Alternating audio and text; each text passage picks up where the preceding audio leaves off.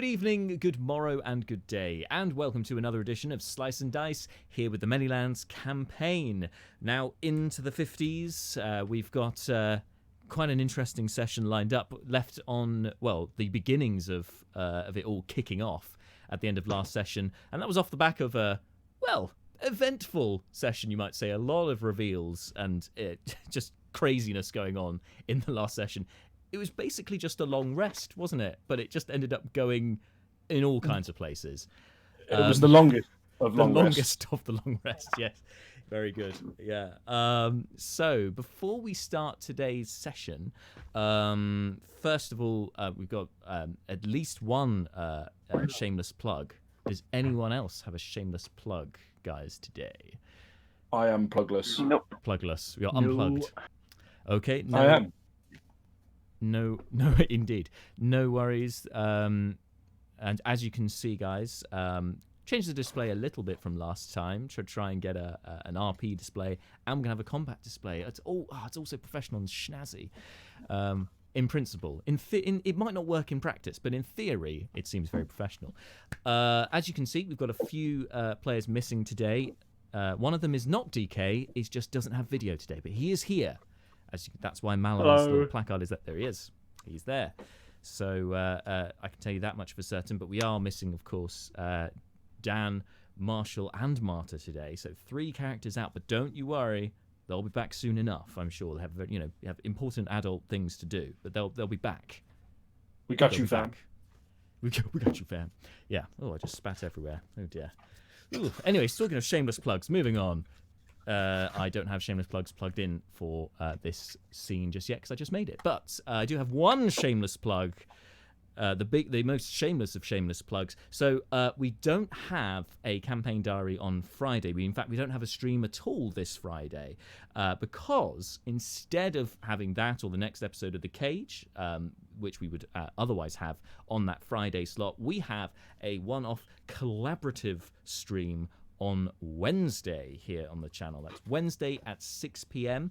Our very special first ever collab stream. It's alongside. So I'll be in it as one of the players. We're playing a one-shot session set in the world of Solan, which is a fictional setting created by Colin from Family Fantasy RPG, and he'll be DMing the session. There's all kinds of interesting. Unique races in this setting. I have no idea what the story is exactly going into the session on Wednesday, but I can tell you that I'll be playing essentially a Wolfman PI, a lupinal rogue inquisitive, if you want to get into the nitty gritty. Lupinals are one of these unique races in the setting. There's also a few other. I don't want to say furries, but other anthropomorphic PCs in the session. They are joining me, should I say, are, as I said, these collaborative creatives. They are, we have Tabletop Crafter, Dungeon Masters Workshop. We have Aqua Otter Illustrations, Mad Hat's Cats, and, of course, as I said, Family Fantasy RPG will be DMing it, so that the 6 of us, cut the numbers, coming together for a one-off collaborative stream. All kinds of chaos can happen. Like I said, I've got no idea, but I'm, going to be playing a Wolfman, possibly with a pseudo-Russian accent. Please don't crucify me, Marta, for doing it badly. So I think doing it badly is the point. Right. Yes. Anyway, it's good. Yes, it's going great. Yes, come join us for that. That's from 6 p.m. on Wednesday. As if nothing else, it should be a great laugh and just nice to kind of have all these massive D&D nerds from across the range of companies and other hobbyists and interests involved with Dungeons and Dragons and other sort of tabletop role-playing games. So it'd be really nice to kind be of there have that or be meeting of minds. Thank you. Yes, Bart. Thank you very much. Yes. Be there or be squared, people. That aside, I don't think I've got any other announcements for this week. I do have one more, actually. Tomorrow, shameless plug. For those of you who are a fan of Rainstorm Productions and their graphic series, which I've had the pleasure of voicing a couple of the characters in. There is a Q&A tomorrow from 5:30 British Standard Time, but it's set in the US, so it's more like, I think, 11:30, I want to say, Eastern Time, which will be on the Rainstorm Productions YouTube channel. If you want to ask any questions about Changing Tides, I think it's the series we're going to be talking about in there. It's like a high fantasy kind of swashbuckling adventure series. Come and join me and the rest of the cast who are going to be live on the Q&A, also doing some probably some skits as well in character. They're always good fun. So come and join us for that. If you haven't already done so, give Rainstorm Productions a follow on YouTube. I'm sure they would appreciate it. Anyway, that very shameless plug aside, if you're free and ready, ladies and gentlemen, we'll jump in with tonight's session. So Hit it. let's go. Here we go. Session 52 coming up.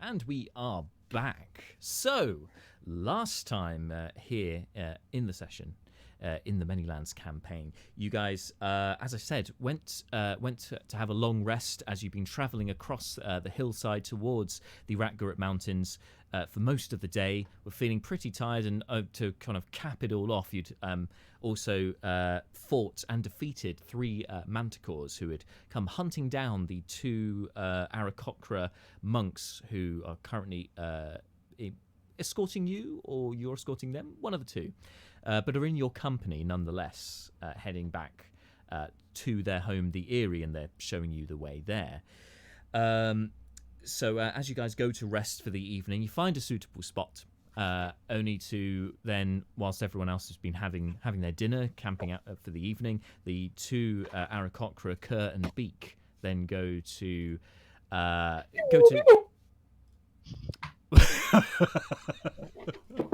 What was that? Was that a cat? That was Beaker. Oh, sorry, Beaker. Oh, of course it was. The Muppets. Sorry, yeah, I'm with you. I'm completely with you now. I was just suddenly. You tee me up, and I'd take a swing, and it looked like you were looking away. I was like, "What is he doing?" I was moving my drink, and then you mentioned Kirby. Anyway, sorry. Okay. Sorry for anyway. Yep. Sorry.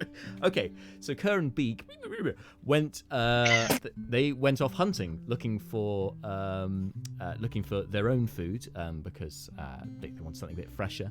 Anyway, it seems that their hunting efforts didn't go that well, as soon enough the thicket next to the camp was disturbed as a swarm of large gathering of bats flew out through the hedgerow, taking bites at anyone who didn't manage to duck out of the way, that being Seth and Malar.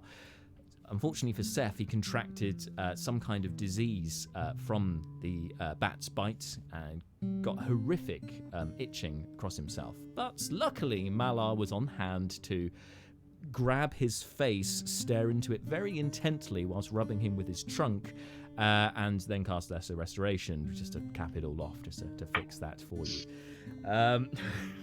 It was a lovely moment. As weird as it sounds, Sounds a lot worse. Phrasing is important, but it was more look into my eyes, around the eyes, my eyes. You're under that kind of intense kind of Kenny Craig hypnotist stare than anything more lewd, should we say? Anyway, after that first watch, that was Seth's watch, which ended with him getting bitten and then having that moment with Malar. Then Brucon took the second watch, and during that second watch, you heard the cries of an elderly lady. It sounded like, and also being pursued by some kind of monster, perhaps a lion-like roar in the forest. Not the forest, in the darkness in the hillside. There were a few trees around, but it's not a forest you're in at the moment. Anyway. Eventually, this lady appeared before the rest of you, but this was during a time where Brina, as one of the representatives of her Deep Gnome clan, these, or should I say, the Sverfneblin clan of Sverfhaven, was interrogating to an extent the two Aarakocra due to history between the monks, the Aarakocra monks, and the Sverfhaven Deep Gnomes, bringing a few things to light in terms of why the relationship between these two tribes, I guess, broke down. And this was all under the Zone of Truth spell, which Brina can cast with her wand, which lets her cast it anytime she likes. It's an interesting wand, and one thing that nobody except Fleeting noticed was that it actually shines very brightly. He's the only one who can see that besides Brina herself, that it has a very bright glow to it. Anyway, this old lady appeared during all this conversation, appeared after not very long to claim that she was here to find Leobrin. She is the sister of the fortune teller back in Heroes Landing, who apparently is missing a crystal ball, and Leobrin handed it over to her. Not many questions asked until Seth asked the all-important question, which was, are you being chased or not? To which she revealed that that was in fact a fabrication made by herself using minor illusion because she was under the influence of the spell. So you figured out that she's not exactly what she says she is, and after Seth shot her in the foot, because it's Seth, you then discovered she had other magical powers, and she promised Leobrin that she could perhaps fix his problem that he's having with his magic, because he's having a bit of some performance issues, shall we say, with his magic as the warlock, which is linked back, as you will know, out of character, will be linked to what's been going on with his patron. And so yeah, this elderly, mysterious lady offers to fix it, but for the first step of that, he needs to go and find her cart, which he left on the road, not too far away from you guys. It's probably a good few hours travel to the road north of you. Happily, it's in the direction you're heading. So that was revealed. We had. I mean, there was a lot of reveals that evening. Let's be fair. I can't go into all of them, but the final, I think, probably the most significant one for our party was that Seth finally admitted that Fleeting was his best friend, and it was a very touching moment. And then in the morning, on Fleeting's final watch, he then had a final conversation with his god, with Ominak, or as he affectionately knows him, Keith. Just wandered out of the thicket. Kind of told him that Brina is also somebody that Keith talks to, and has sent her on a mission along with him to find the trunk that doesn't belong, and is pointed in the direction of the mountain. And so he's kind of joined the dots for Fleeting there to say, yeah, you two, you've got more in common than you think. Have fun with that. A couple of little other reveals, and away he went off into the night. Because when you're the god of truth, apparently you can do or say whatever, really. It's and the interesting moment of telling Fleeting look to just give Malar anything, really, to say that Keith has told you anything, and these clerical types they'll just lap it up. It doesn't really matter what you say. Interesting opinion for the god of truth to have, but there we are. With that taken care of, you guys got through the rest of the evening, got into the morning, packed up your stuff, and headed on your way. Now, during the last couple of watches, a storm had been brewing, rain had started falling, and it continued falling pretty heavily, actually, as you set out in the morning. And as you, after the first couple of hours wandering across the hillside, in the direction. You had noticed this other flock. It appeared of insects at first, but it turned out it was more manticores, along with Aarakocra, were coming in your direction and signaled their intention by sending a volley directly at Brucon, which seems to have busted to an extent his boots of speed. And that's exactly where we're going to pick things up right now. So I need everyone to roll initiative, please. Everyone. It's kicking off. That wasn't bad. Am I rolling? Shall I roll for Leoben, yes, please. No worries. If it is your intention, say yes, please. This is right. So, bonus. Neris is there. She shouldn't be there. Two. Sorry, these teething wow. problems with new screens. I managed to roll the exact same thing for Leo and Brucon. Well, that's handy. You can pick who goes first, of course. Yeah.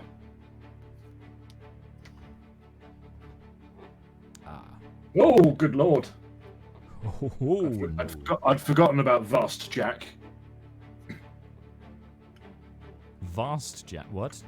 Well, you've rearranged the video layout on the. Oh yeah, sorry. On Twitch. It doesn't seem to be picking up my camera switch, which is really annoying. So I'm just gonna hang on a moment. Yeah, even on Skype, it doesn't show a camera at all. Yeah, it's getting that one. Oh, it was all. See, there it is. Plans. Can you see it? I can't see it. You were there for a second. I'm trying to switch it to the combat camera. Yeah, it was you, and not the combat cam. So we did get you. Yeah, so one of them's working, the other one isn't, which is not ideal, folks. Not ideal. Let me see if I can fix that. Meantime, I'll just roll some initiative for people. Yes. Well, this bodes well. Yep. So, things you don't want to hear the DM say. Oh, don't worry. Oh no, these are horrific. These are really bad. So, good. Okay. You guys are you're fine. Like you've already won the combat. I'm pretty sure Green's still later than that. I guess by now. I guess by the 50-second session. 1 year of streams, by the way, folks. But I ought to really have figured out by this point that you're not a killable DM, and yet.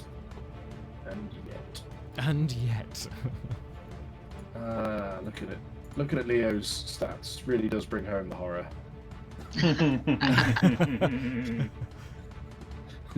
I've got to pilot. What now? It's so bad. It's not that, but to be fair, it's not that bad. It's the fact that the -1 is in Constitution is really the by far the biggest issue there. Leo's stats actually are fine. To be fair, what I'm really doing is looking at him and going, "Wow, Brucon's rolls were amazing, weren't they?" Because they really were. Brucon's rolls were nuts. So at the moment, I might just try. We'll still have audio. I'm just going to try dropping off Skype and back on again, and hopefully that fixes video. Yep. That's cool. It may make things worse, but we'll see. Seeing as we're doing a tiny bit of vamping right now, a friend of mine has come up with a really awesome character idea, which is a druid barbarian multi-class. Ooh, that's gonna be nice. Well, it might be the tankiest build I've ever heard of. It's like a barbarian who can just award themselves a bunch of free temp hit points by turning into a bear or whatever. It's a bit ridiculous. And also, stacking rage on being a bear is somewhat intimidating. But the idea behind the character is essentially a animal rights activist who's fed up with everyone's shit and is addressing the problem directly themselves alone. It sounds pretty cool. It's going to hit like an absolute freight train, like incredibly tanky and horribly attacky.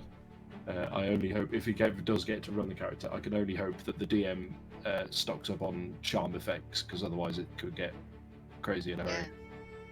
There are DMs 3 counties over, Bart, that are not going to thank you for sharing this with the internet. You're welcome. Multi-class I've always wanted to try is a wizard warlock. So he's got 3 levels in wizard, and then just could not be bothered to study at school and cheated by making a pact Hey, and just there we keeps go. telling people that he can still do it. I like it. I'm Yay. Hey, we have a combat cam. Speaking of Welcome, top tips, combat people, a top tip for anyone doing anything tech-wise with computers, sometimes Plugging just it in? unplugging it and plugging it back in again works. Yeah. I wonder just why have to you do a heard hard that. reboot. But yeah, so it was plugged in. It just for some reason wasn't reading it. So unplugging the USB and putting it back in worked. It's your Huzzah. classic IT crowd solution. Exactly. Yep. So, in terms of this combat that we're supposed to be doing, did anyone get Yeah. above 20? I didn't. Go on, Seth. 25.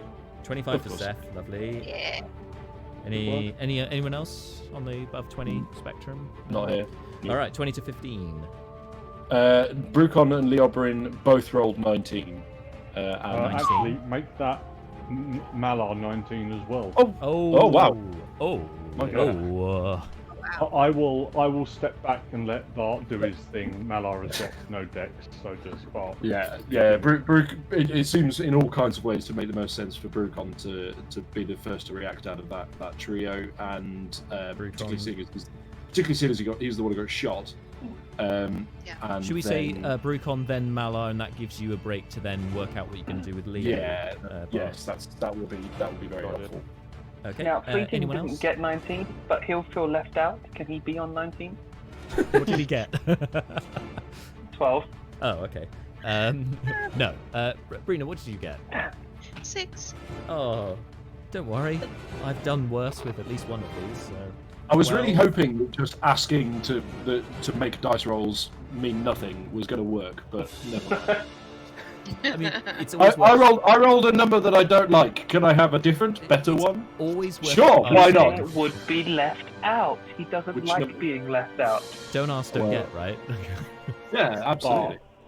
Bart, you and I have both seen Acquisitions Incorporated. You and I Yep. both know that Patrick Rothersberg gets away with a lot. It's true. Yeah, yeah.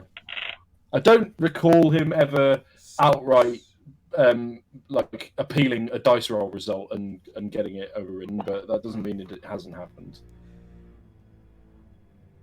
I like to imagine that every time Pat Rothfuss is given is given a freebie and in Acquisitions Incorporated, 3 months are added on to the publication date of the next Kingkiller Chronicles book, and that's why it will never be published. I am so angry. People I are- need that book. I need that book. I'm gonna say that Brina rolled this badly and is later than everyone else because she's very confused that her wand is now emitting blue light. It is now. Yeah, thank you. I've missed that. Yes, Fleeting asked Keith to turn it down. While she was sleeping, she While had she no was idea. sleeping, She yeah, so pulled now it out and it's blue. It's now got a blue glow. So it's banging it on a hand. Yeah. And She's like looking at it. Keith.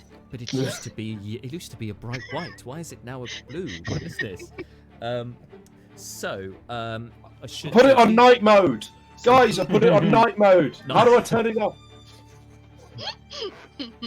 Have you tried turning it off and on again? Yeah. Always the way. So folks, just to bear in mind that it is still raining very hard at this moment, so the field is lightly obscured. So ranged attacks are going to have disadvantage currently. It could change depending if the weather changes throughout, but at the moment it's going to cause some issues. Some other issues for flying creatures as well, but you won't obviously know that, being that none of you are flying currently. But the whole gang's here, and top of the order, Seth, you're standing next to Fleeting with your almost matching hats. You're leading Horsey, and Fleeting. The hats they've got. Yes, I'm pointing away on the stream because my TV that has the thing on here. But Yeah. The hat. I'm hats everywhere. glad you appreciate the hats. In fairness, they have been like that for a couple of weeks, but alas, you've noticed, so it's fine.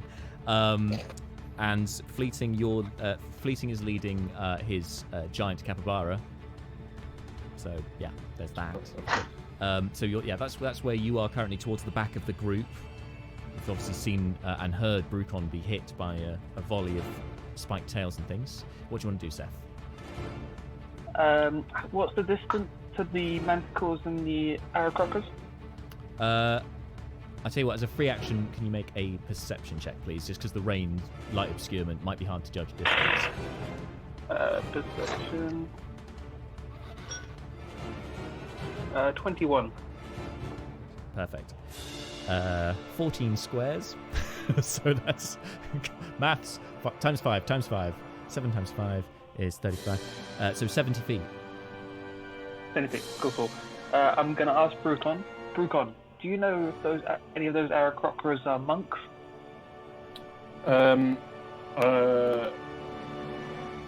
I mean, based on the Aarakocras I've met, I think the statistical likelihood is that they have to be. But Good enough. It's a poor sample size. So, You've had that I'm training session with them. You'd know their fighting style a bit. indeed, I'm going to throw a javelin at the Aarakocra in front. 70. Javelin. So you got disadvantage anyway, I suppose. So it's like, yeah, in for a penny. Yeah. I get It your didn't matter logic move. there. I thought javelin. What's the max range on it? 120. 120. What? Yeah. So that's No. I'm now 19. going to go check the world record for javelin throws. You carry on. So with disadvantage, what was that? Sorry. 19. 19 on the nearest Aarakocra. It's gonna hit. Yep. It's gonna hit. Roll some damage. I really, really want him to catch it. Well, the world record for the javelin for men is 98.5 meters. So shows what I know. I did not think that was. Cool. Wow. There you It's are. 4 damage. 4 damage. I mean, yes, he with that is going to attempt to grab. Uses deflect Yeah. missiles. And that's a 10 on the D10. So yeah, he catches the javelin. Cool. No So damage. I point at him. So I've thrown one of the basilisk spikes. Yep. And so I'm going to point. I'm going to go. We killed. And point at the Manticore. Manticores. Yeah. Did you say basilisk before? Maybe. Yeah. it's an understandable mix-up. He responds. It is given that James had like an hour of sleep last night. Yeah, that's fair enough. Yeah. He responds by throwing it back. Yeah. Does he Not look at particularly it? well. Does I'm he not gonna realise lie. it's a Manticore spike? It takes a moment. It takes a moment, kind of a mere moment, casting over it. That you can. It's hard to see, obviously. You can just about. You see, he hesitates for a moment, and then lobs it back. But only a 11 to hit, so that's definitely going to miss. It No. sinks into the ground by your feet. Perhaps it was a warning shot. I take it as a sign that this went well. That they're now not going to have to be killed. Yay! Brucon this is Brucon sees the javelin land at Seth's feet and shouts, "They're aiming for the feet! Watch out!" Yes. All right. I was looking at like 5 different ranged attacks that they've made, which have in some way been foot-based. They have. It's very true. This is Quentin Tarantino, the Aarakocra. Is there anything around that I can break line of sight with? Yeah, there is a big clump of rocks, but it is over maybe from your position. I think it looks around 40 feet to get to it. The large rock formation, which you could go and hide behind. Equally, you're not a halfling, so hiding behind creatures isn't going to work. But I mean, you could get some cover by ducking behind Horsey or the giant capybara. Would I be able to take the hide action? If you want, yeah, I don't see why not. Let me just see if I. Well, actually, let me see if you can make it there first. Because where were you? Yeah, it's 5, 10, 20. You currently don't have enough movement to get into a hiding place. So I'll say no on this occasion. You could dash. That's to get fine. yourself in a better Yep, position. I'll bonus action dash was to gonna say get towards it. To the hiding place. Yeah. Use Yeah, your I'll cheating just, action. I'll just hide next to him. Currently running off camera. Here we are. Running away. Running away from the troubles in your life. That's your it for turn. me. Over to Brucon.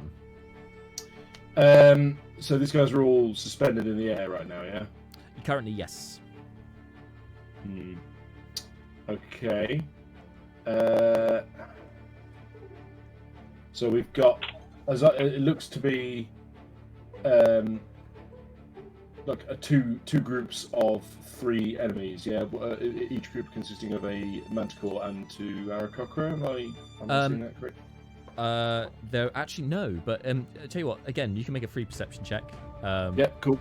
Remember that it's disadvantaged because of the rain. Yep. Oh right, disadvantage. Yeah, I think I forgot to mention that with Zeph, but it's too late now. It's fine. You got that. Okay. Before. 13 is the result. Okay, with 13, it looks like there's more like a half a dozen of these Aarakocra, but only the 2 Manticores that you can see. Right. Okay. Okay. Brucon's going to walk forward. Yeah, Brucon will use a bonus action to activate the Boots of Speed. Okay. They fizz and hum a little bit, but they spark into life. Okay. And then he will cha-cha slide over in front of the largest group of Aarakocra that he can see. Okay. And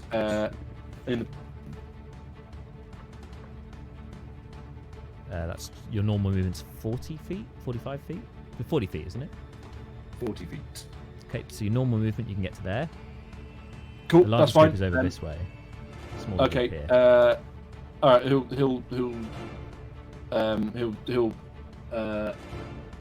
Oh, he's activated the boost of speed, so yeah, he'll move over a bit forward. He basically wants to be like directly. He wants to be looking up straight. Oh, sorry, your movement with the boots of speed is doubled, so it's 80 feet, isn't it? I've only moved to 40. Sorry. 10, 15, Yeah, 20. and I'm not fussed about him moving the absolute maximum. If indeed, I think there's a case for him not doing that. But the thing he wants to do is to be prominent. You're basically right under the larger group, so that seems sensible. When he gets to the end of that move, he looks up at them and then does whatever the Barkfang Monastery's default, the kind of the martial bow, the mark of respect, the bow, yeah. The mark of respect, but also I'm going to mess you up. Yes. It's on. Yes. He does that, and then for his action, Matrix. he's going to dodge. Exactly. But his action, he's going to dodge. Just do the whole Neo swing your arms around and then. Precisely. Yeah, and then that take is- the dodge action. Good call. Yeah. Okay. And that's all he's up for. Oh, it's on now. It's on like Donkey Kong. All right, next is Malar. Okay. Given that, okay. You're currently just in front of Horsey. Okay. That doesn't help me. I can't see anything. But that doesn't matter because it's all about the role play. It's all about the theatre of the mind. But I can describe stuff to you if you need anything cleared up. Well, who out of the party who is within 30 foot of Matt? All of the party except Brucon currently are within 30 feet. All of them. Okay. If you're going in a straight line, like if a radius around you, obviously, Yeah. moving diagonals can change that. But yeah. Okay, screw it then. I will cast Bless on Seth, Rena, and I guess my. Who's the third one? Sorry. Myself, Myself, isn't it? me. Oh, and you. Yes. Yep. Me, myself, and I. So, Classic cleric. I'll just heal myself. It's fine. well, for Seth and Rena, you get a D4 to your attacks and saving throws. So Nice. Thank you. constant. Thank you. You're welcome. And then I guess. I've only just seen on the chat. Thank you, Risen Gaia, saying Totem Barbarian plus Moon Druid equals basically immortal. Lol. Just in response to your earlier multi-classing stuff. Sorry, not off topic there. Yep. Sorry, back to you. So Mala, you've cast Bless. Anything else you're doing with your turn? I'm just gonna sort of take a bracing stance. Weather the shield out storm. in front of me. Sounds good. Over to Leobrin. Yes, I was just looking at what he can do. I'm reading an ability here, but okay. it seems a bit. The actions required to make it happen seem. Do I want to say suicidal? Yes, suicidal. So he's not going to do that. So. Leobrin currently has the two Aarakocra, Cur and Beak just in front of him. He's kind of, alongside them. Yeah. I think Leobrin right now would sort of kind of go to kind of defend them, but in a sort of slightly non-committal way. So he's not doing the kind of like I will save you full dynamic pose, but the kind of the slightly more tentative Leobrin version of that. I'm a hero. Yeah, that's along those lines. And then I really can't see much else. He could do an Eldritch Blast, I suppose. Eldritch Blast, yeah. It's within range, but obviously the disadvantage because of the light rain. They're kind of clustered right now, though, aren't they? Yeah. Oh, he's considering shatter. Oh, that's considering that's a call. Shatter. Are they? Well, can you state? Would it be a perception check to determine how far away from him they are? Yes, perception check with disadvantage to kind of guess on your range. Perception check with disadvantage and no bonus of any kind. Oh, god damn it! All right, well, that was a superb roll. Damn it was because one of them was a natural 20. Yeah, I got nullified. Oh no. But the other roll was an 18, so still pretty good. 18 total. But anyway, that's more than enough. So yeah, he can guess that the larger group. I mean, guessing because Brucon's just run in that direction. As we know, he's run 80 feet, so they're within 90 feet for sure. This larger cluster. 90 feet. Within 90 feet, yes. Oh, what's the range on Shatter? 60 feet. 60 feet on Shatter. Okay. Yeah. In fact, in that case, then with that high roll, he would know the smaller group is just. If he moves a bit forward, they should be just about within range. Sold. Okay, he will move forward sufficient to do that. Cool. And cast Shatter, so it's a con save. Each creature in a 10-foot radius sphere must make a Constitution saving throw, which looks to me to have a difficulty set check of 15. Excellent. So one Manticore and one Aarakocra monk need to make this save. Wow. Okay. Looks like it's going to be half damage because it's going to be half damage. The lowest was a 15. Darn. Now, hang on a minute. Higher level's really good. So he's using 3rd level. Yep. So that means 48. It's 4d8, yes. Oh right, but D&D Beyond is actually magic. Things were broken. Okay, so this halved. That's an annoying roll as well. 17, so 8 damage of the thunderous variety. 8 damage to both of those. Okay. 8 and 8. Lovely. And a thunderous boom echoes into the sky, which doesn't seem that out of place considering the bad weather currently. It's like, those far off in the distance are going, there's thunder and lightning on the way. Having no idea of what actually is going on at this point is a fight to the death. With that taken care of, next up is Fleeting Look. Isn't it Mala? Mala had his turn before. No, Mala's gone. We put Mala between Brucon and Leo, so I had some time to think of things for Leo to do. And you made me think that 12 wasn't going to be with the 19. That's why I was confused. I did make you think there's that. Other people. He's part of that cluster. It's nice. Can Fleeting get within 60 feet of the Manticores? I'm not sure. He can certainly try. So if he starts running in that direction, 1, 2, 3, 4, 5, 6. Can Fleeting Look make a free perception check? Yep. With disadvantage? Yep. Oh, not bad. 15. 15 is enough. He's within range. He's moved his full movement, but he's now within range. Okay. He would like to cast Bane on both of the Manticores because they have a lot of attacks. Now only one of them is within 60 feet. So he could cast it on one of them plus the Aarakocra that's next to him.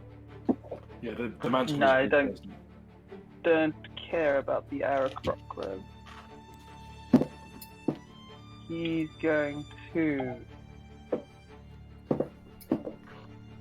Can you hold a ranged attack? Yes, yeah, of course you can. You only get one, but you can hold it, yeah. Yeah, he's going to hold a hammer throw. Yeah, so when they come within 60 feet, I guess he's going to throw the hammer. 60 feet, yep. 50 feet, right. Okay. No worries, you can do that. Any bonus actions, or is that it? No, he doesn't have any bonus actions. Oh, okay. Next up, it's over to the Aarakocra opponents you're facing. Unfortunately, because the Aarakocra with you don't speak common, they can't give you more information about these guys coming in. But the first one who threw the javelin, the spiked tail back, swoops down all the way to the ground. You can tell as he flies down that there's clearly howling winds which are restricting their flight. It looks like a bit of an effort to get down to the ground. Anyway, when he's down there and starts in the direction towards your group. Is he within range of Fleeting's attack? Yes. Yes, he is. Jack, one thing about me controlling Leo is I can't do anything to his character sheet, like use spell slots. Sure, not a problem. If I bring it up this end, I can do that. Yeah, you tick one off. If you just let me know, that'll and save then me I'll try and do it. That'll save me accidentally stomping over the one thing that balances warlocks. Spells everywhere! Ha ha! All the spells. Cool. 16. 16, unfortunately, doesn't hit. His mark is true. His throw is true, but this as the Aarakocra approaches, it pulls out. What are they? I had it written here what it does. Oh yes, he pulls out. He looks like two katanas, and just swipe. It just hits the hammer, knocking it to one side, causing no damage.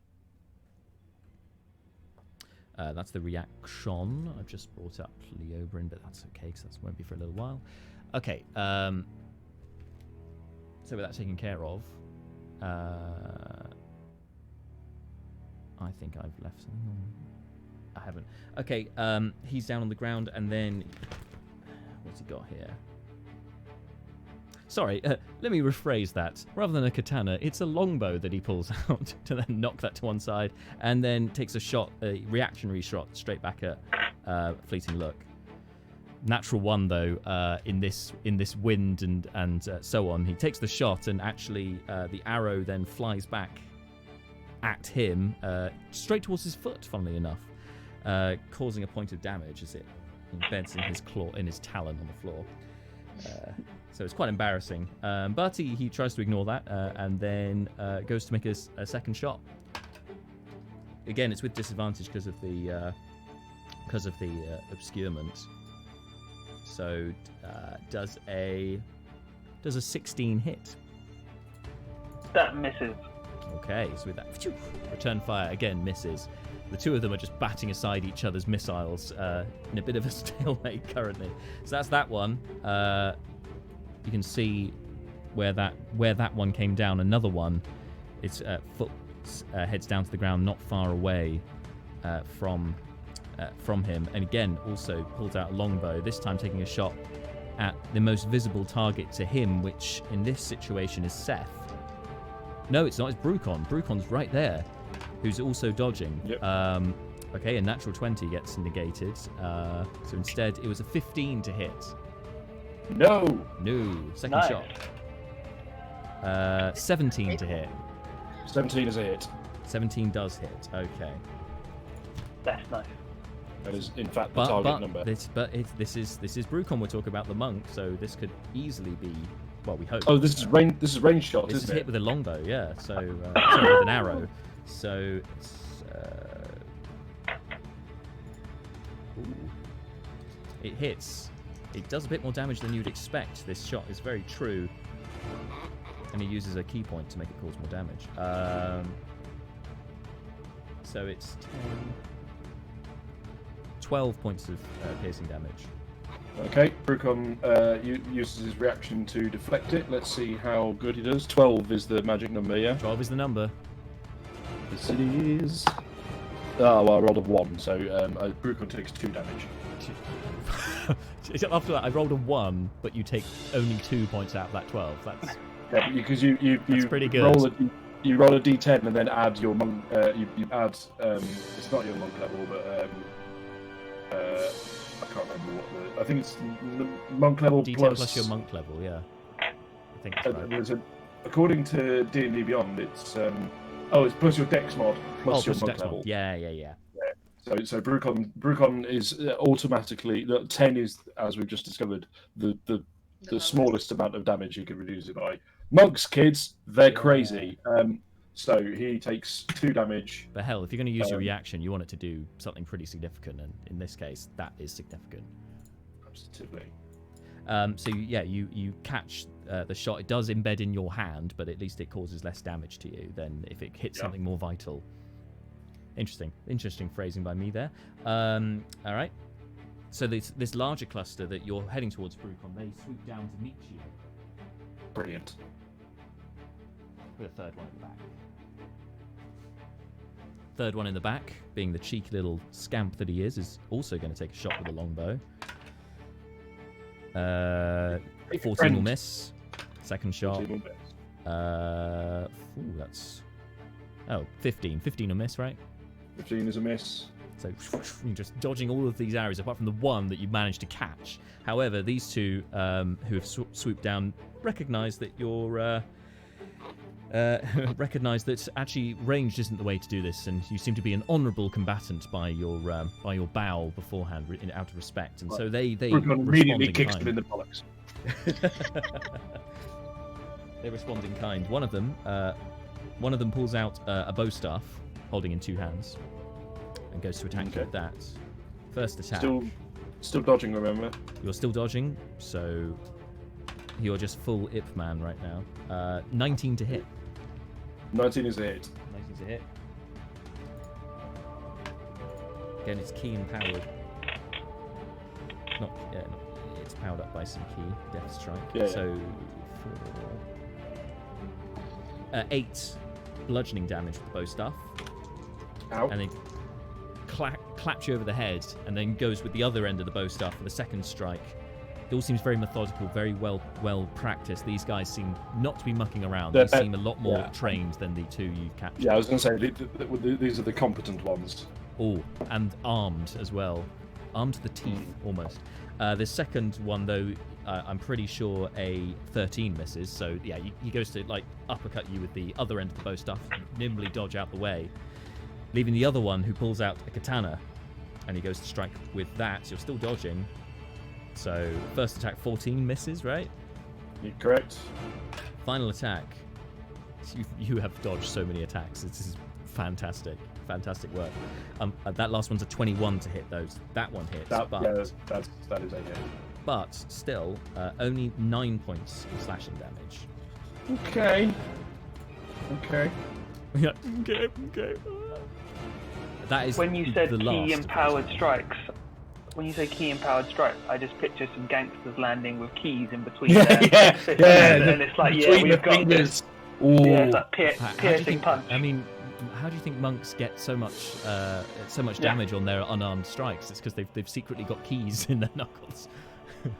It's like how many key points are you using now? The car key, the house key. I mean, Yeah. That's Does one of them amazing. have a flat cap with like razor blades sewn into the brim?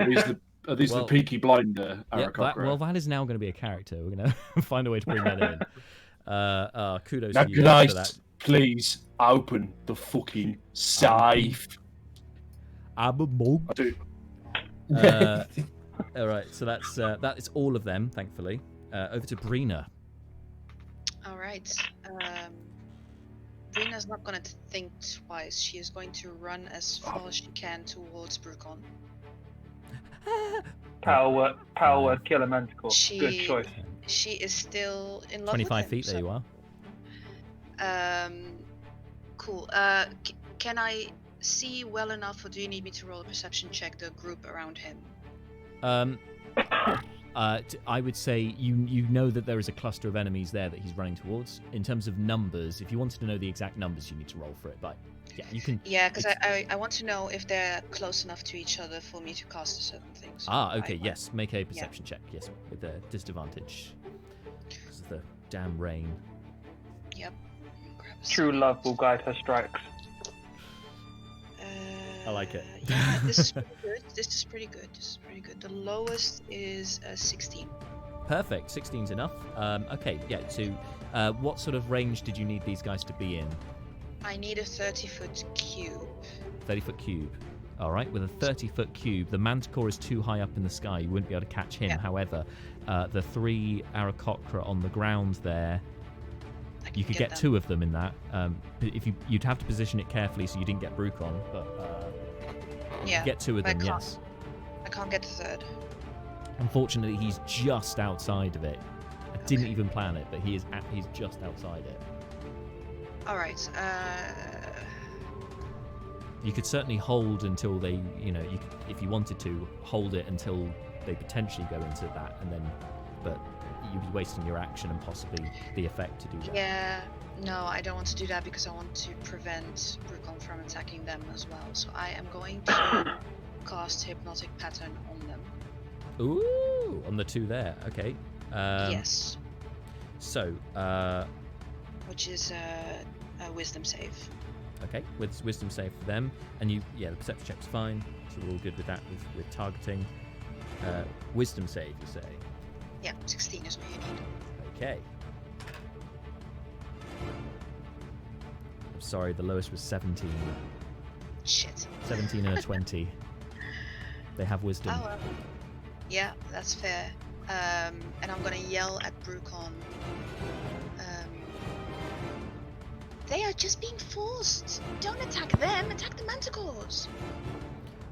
Given your voice and the gale and the rain, probably doesn't hear me. Yeah, well, maybe, possibly. Why don't you make a? Shall Brucon make a? Brucon make a perception check. I mean, what's your passive perception? Sorry, Brucon. 13. It's not 13. amazing. Okay, yeah, we'll say you can roll for it then. In which case, rather than taking passive and just saying you can do it. So yeah, make a perception check with disadvantage, of course. No, 6. Oh, sorry, no, it's lost in the gale. Mal, I can hear you because you're close, Brina, but yeah, in a slightly meta moment, I will point out that Brucon has no really effective means of attacking the Manticores if they're in the air. She doesn't know that, yeah. No, I understand, but Brucon's response to that would have been, okay. Sure. Just get those darts out, you'll be fine. If they were a monk weapon. Anyway, He does have daggers. Yeah, got daggers. That's true. Brina, so aside from running and shouting at Brucon, was there anything else? You cast the spell. You doing anything else? I suppose nothing else with a bonus action. I don't think I have anything else. No. Nope, no worries. Next up are the Manticores. The one high above you, Brucon, doesn't seem to want to get involved in the fray below, and instead is turning his attention to other matters. Seems like you're pretty much in hand. Does it now? Okay. As far as he's concerned, yeah. As far as he's concerned, sure. So flies on over you, heading towards other members of the group, and then sees this little tiny gnome running and shouting, running and squeaking almost, it seems to it, on the ground there. You do notice as this swoops towards you, Brina, that it seems to be inhibited by the wind. It's not moving as fast as the ones that attacked before. Its fly speed seems to have been reduced by the gale. But that being said, it's still high up in the air, sort of about 40 feet up, and you then see these black specks heading towards you. They have disadvantage though. Does a oh yeah, Brina, I forgot about your armor class. This could be interesting. Pretty much. I mean, they have a +5 to hit, so they could miss. Unfortunately, Your AC is 9. 9. I'm the other way. James's face.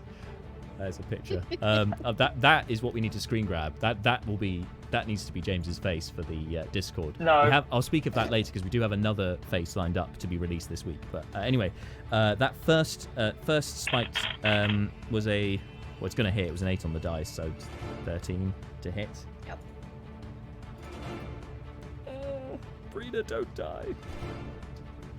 No problem. Learn mage armor. You take 10 points of piercing damage from that first spike. Ow. Second spike. Oh! 8 to hit. That misses. Hey! Second one hits the ground.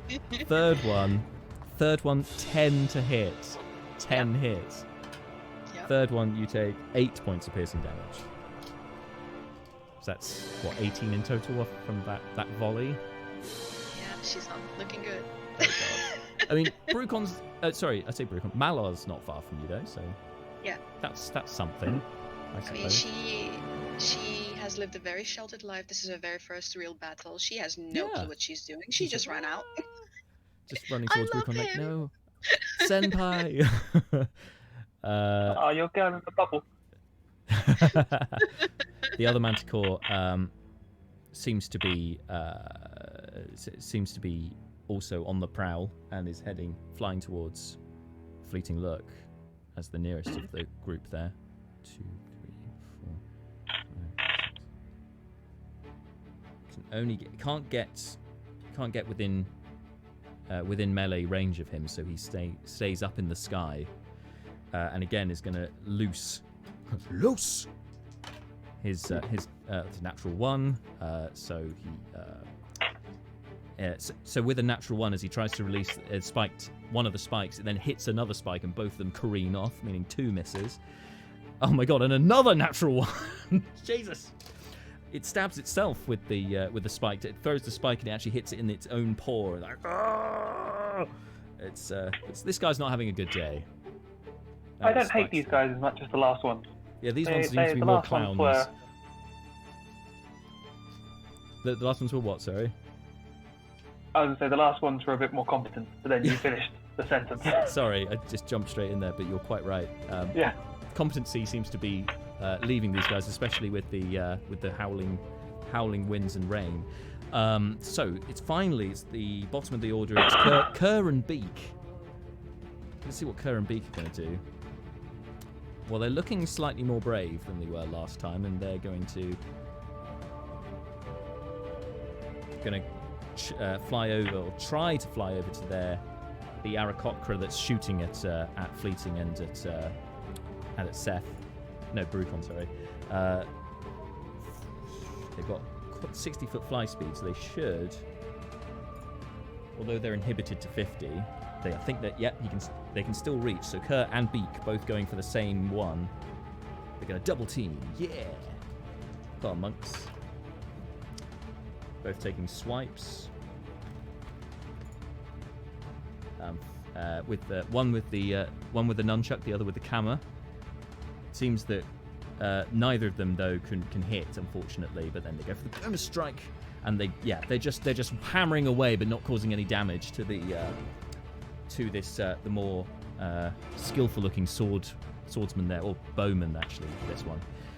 So no damage, unfortunately. Anyway, top of the round. Over to you, Seth. The rain continues.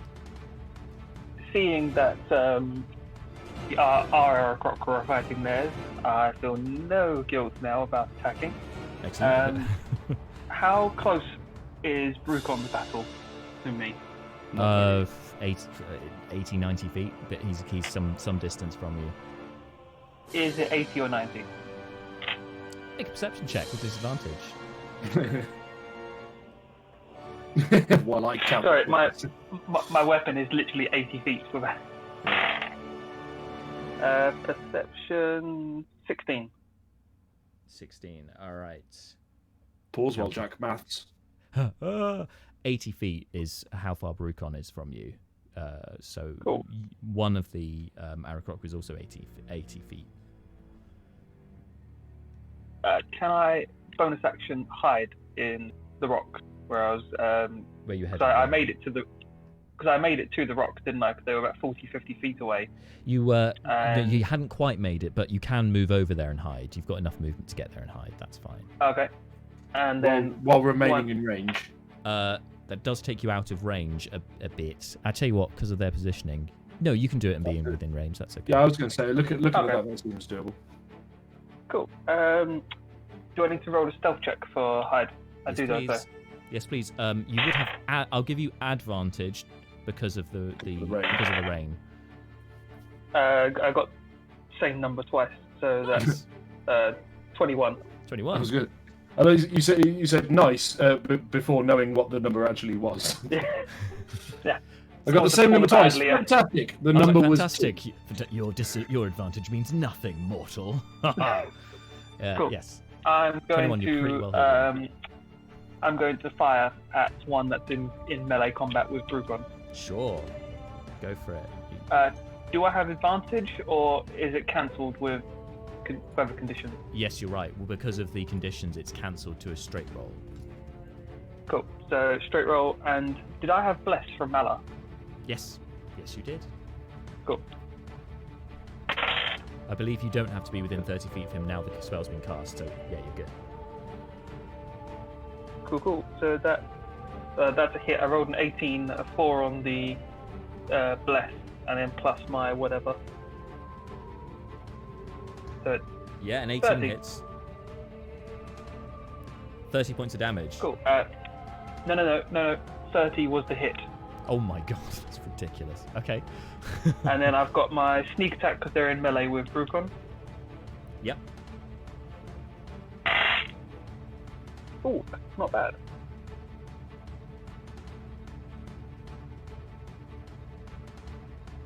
Uh, 24 damage. Nice.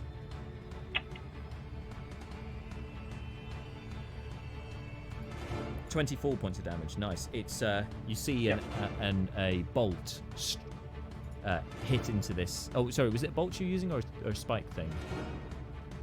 No, crossbow. Crossbow, yeah, crossbow bolt. So, you see, Brucon, you see the one with the bow staff as it goes to swing at you again. It gets hit in the flank with a bolt. Staggers. It's still up, but it's looking injured.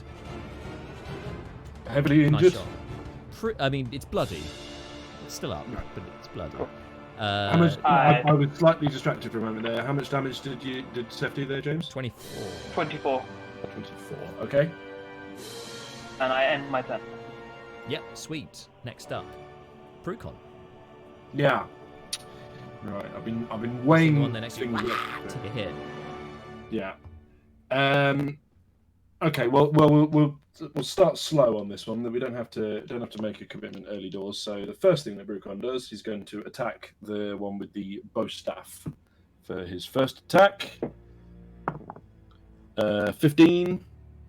15 misses, unfortunately. Burn. Okay. Second attack. Okay. 24. That's a hit, right? 24 hits, yeah. Okay. So this is with the cookery. So roll a d6 and add 4. So it takes 7 damage. Nice. How is it looking? It's looking ropey, but it's still up. Okay. Yeah. Stunning strike. Yeah. Wisdom save? What's the Constitution save. Constitution save. DC. Constitution save. DC 14. Natural 1. Natural 1. You got it. It's stunned. He drops the bow staff in one hand and looks dazed, confused, and stunned. Dazed and confused. Hopefully not for too many turns, or it will really be for so long. Yeah, given how that last time he's stunned, so I've taken him out of the. Okay, yeah, actually, yeah, Brucon's going to make a. This is a big fight. Let's so that's 1 key point for the stunning strike. Oh, damn it, they can do stunning strikes too. I just completely forgot. That's, by the way, that is the first time Brucon has used stunning strike. Yay! It's literally the first time he's ever used it. The opportunity has never come up before. It's true, it really hasn't. And it's against another monk, so that's fitting. I know, right? That felt like an extra little bit of spice. I've got options here, but none of them are clearly the better one. I'm going to hope that stunning.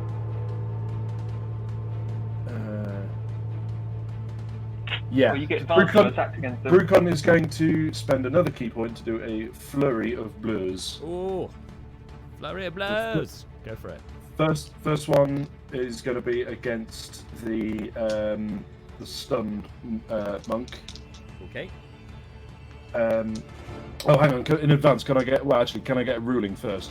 Can he split the attacks, the 2 attacks from the flurry of blows against different targets if they're both next to him? I'm happy with that. Yeah, as long as they're both within melee range, I don't see why not.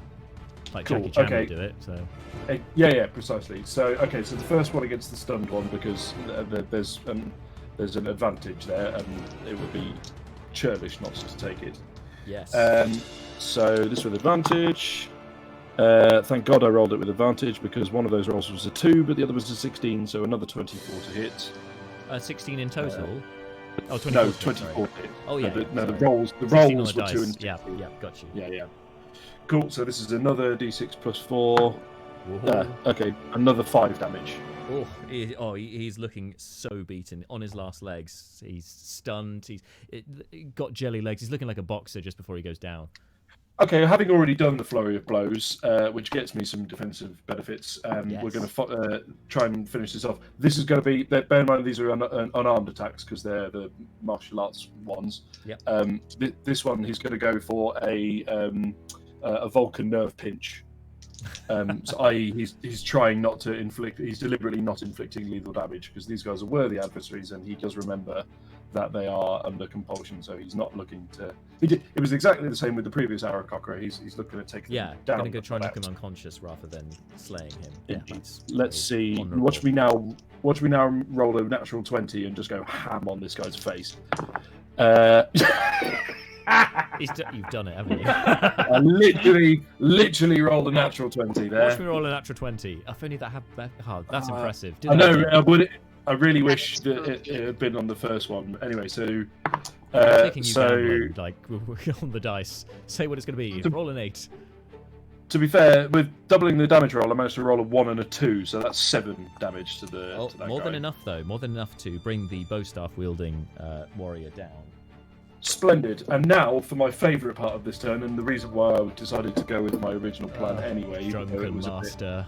Yes. Drunken Master Nonsense time, ladies and gentlemen. Drunken Master Nonsense with the boots of speed, no less. Brucon can now move 100 feet. Because his walking speed increases by 10 feet when he uses Flurry of Blows, and he gets the benefit of disengage. Yeah. So his walking speed is now Absolute 50 nonsense. feet, doubled by the boots of speed. So Brucon is now going. Brucon looks at the other and goes, "I'll be right back," and then zips over next to Malar. And kind of, you look like the Roadrunner from the cartoons. And you But can make it next in- to Malar as well, which is the most but in- obscene part of this. It's not the meat bit. It's the fact that when he comes to a stop, he like vibrites. It's like Yeah. Yep. it stops next to Malar and goes, "Could I possibly have a little bit of healing, please? That I took a bit of a knock there." And that is Brucon's deeply disgusting. That turn. was an amazing turn. That was very good. I feel like you did the world's fastest moonwalk away. Yeah, Like that's you didn't exactly. run away. You just Yeah. over the Waterfield ground, just glided backwards. Yeah, 100 feet. it maintains eye contact with the other Aarakocra the entire time. Just That was just the most. I mean, it's suitably obnoxious because that was an obnoxious turn. Like 4 attacks and then being able to bug out for free. And 100 feet. doing that, you pass right by Brina as you do Yes. it, and she's just with moon eyes. No, come back! cool. It's Malar. He's It's so Malar cool. next. Shamon. And now, so yeah, that happens, Malar, and Brucon pings next to you. How far down, health-wise, are Brucon and Brenna? Like, is either one of number one? Is either one of you below half health? Brina has 9 hit points left. Brina's low. Definitely yes for Brina then. Okay, Brucon is not bloodied quite. Right. Okay. So Brina Malar is will correct. walk up to Brina then, and will slap her on the back, giving her Knock blessings off of another the point. She falls what's over. your- No, I'm just kidding. What is your maximum hit points, Brina? What are 27. they? Gee, wee. I mean, Let's make that a second level cure wound. It's pretty impressive. That's more than 2 Leobrins. But with 9 armor class, it hardly makes a difference. Mm. You know, a 1-level barbarian multi-class is never a bad idea. I'm just kidding. Given how impulsive she Brina. is. Maybe. Yeah. Brina, you receive 15 points of healing. Nice. Oh, lovely. 24. Oh, almost Great. a full. You feel rejuvenated as And- the I radiant do. energy comes over you. And I guess Malar is going to try and impose himself between the nearest monstrosity and his small blue friend. Ah, excellent. Well, they're both almost equal distance, so you're just going to stand exactly in front of her. And just with, I'm guessing, yeah, trying to make yourself as wide as possible. Thank Yeah. you. Oh, Mr. Brucon, if you hit me up in a minute, I'll be able to do you a favor. That sounds good. I understand. It's fine. Nice. Any bonus actions, or are you all good? No, that was... No. Okay, excellent. No. Next up, Leobrin.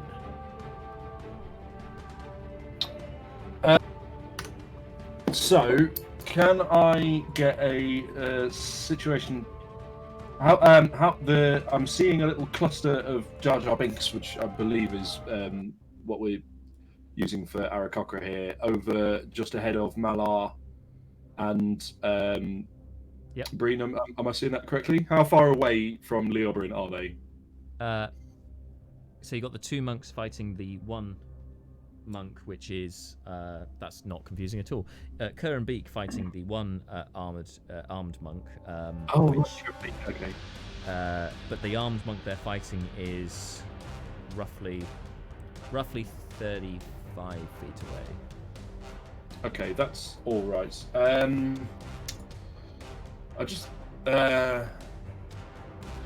And you've also got obviously the Manticore flying high above. yeah, I'm gonna do this. I apologise to Marshall if this. Hang on a minute. Sorry, turn the camera back on.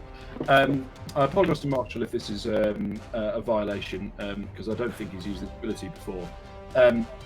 Leobrin wants to move over to as far as he can but he wants to basically put the monk fighting Kerr and Beak on the bit, as it were. He wants to look him in the eyes. Yeah, I think I know where you're going with this. You know where it's to. I think you know where you're going with this.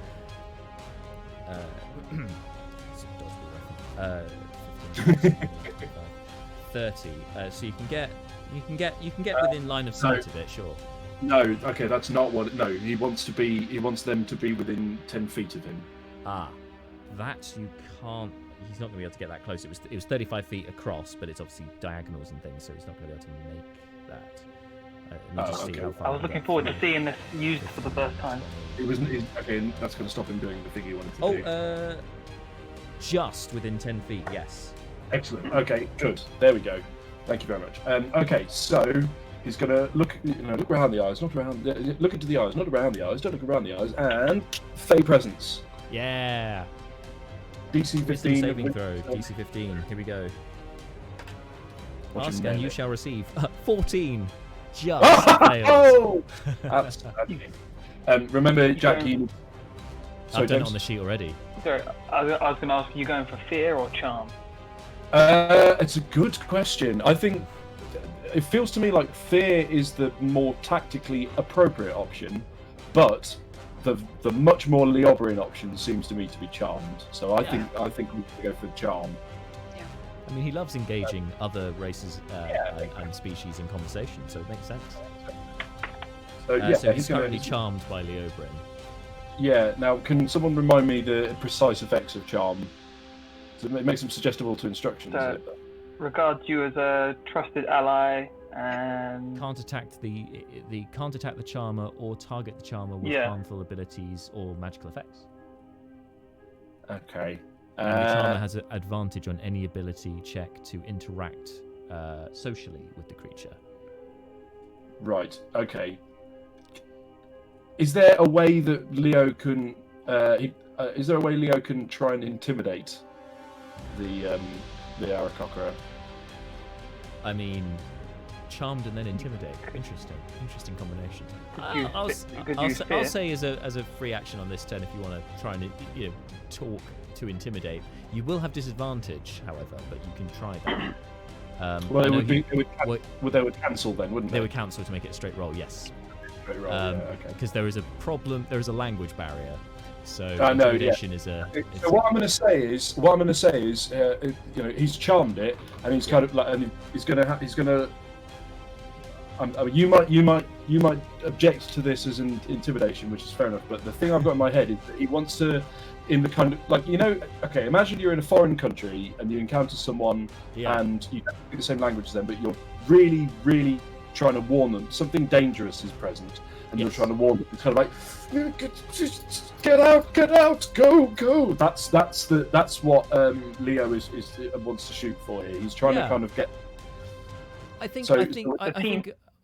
think all things considered, that would probably go as much under performance as it would under intimidation. If he's trained in both, it doesn't make a difference. So he's go not for trained it. either, actually. So there's very little. It makes a difference. So we'll go a performance check. Absolutely works. So here goes Nutton. So disadvantage is cancelled. Oh well, straight roll. Yeah. I'll say his performance you can have advantage because he's charmed. How about that? Do you know what? It's really fine because I just rolled my second natural 20 of the evening. Amazing, nice one. So natural 20. That's going to succeed then. So he's charmed. He's not frightened as such. He's not frightened of Leobrin, but he is suitably warned and has taken on board the advice. Could we say that he's suddenly looking at Beacon Kerr and Beacon going, "Whoa, what's going on with these guys?" He believes some natural disaster is coming his way, or that they're secretly like Transformers or something, and are going to bite his head off. He drops the longbow he's holding. Anyway, in the shock of this display. That'll do. Sweet. Nice one. That's pretty much everything in Leo's armory for this turn. Next up then is Fleeting Look. Second of the piloted characters to act. Fleeting, is he within 60-foot range of both Manticores? Oh, if he moves, yes. Cool. Moves up next to Malar, he would actually be, yeah.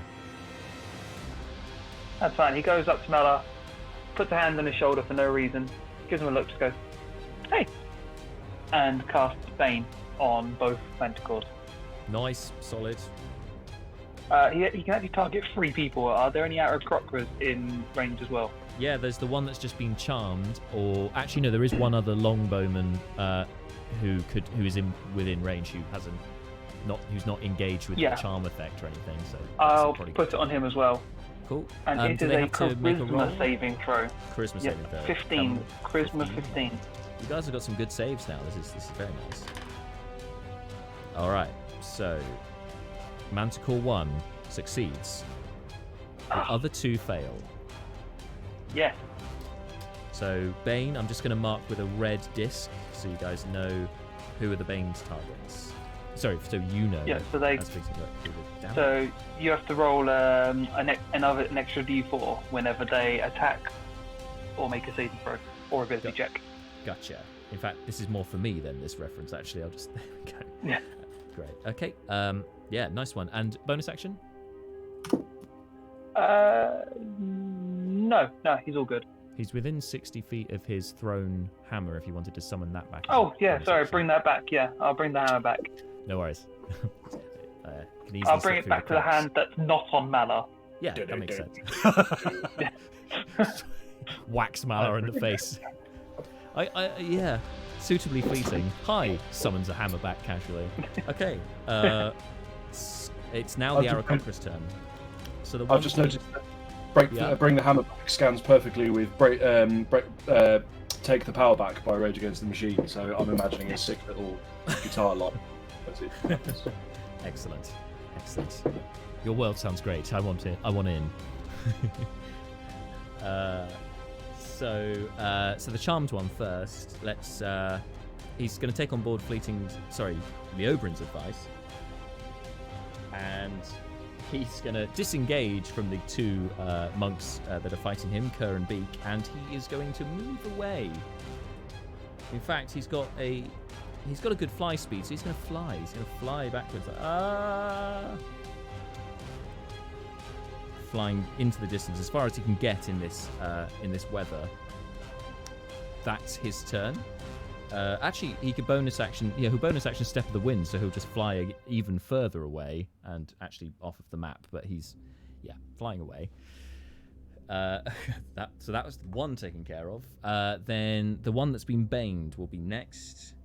Obviously, seeing his friend run away is a bit confused, and instead seeing the two other Aarakocra here, just hear him shout.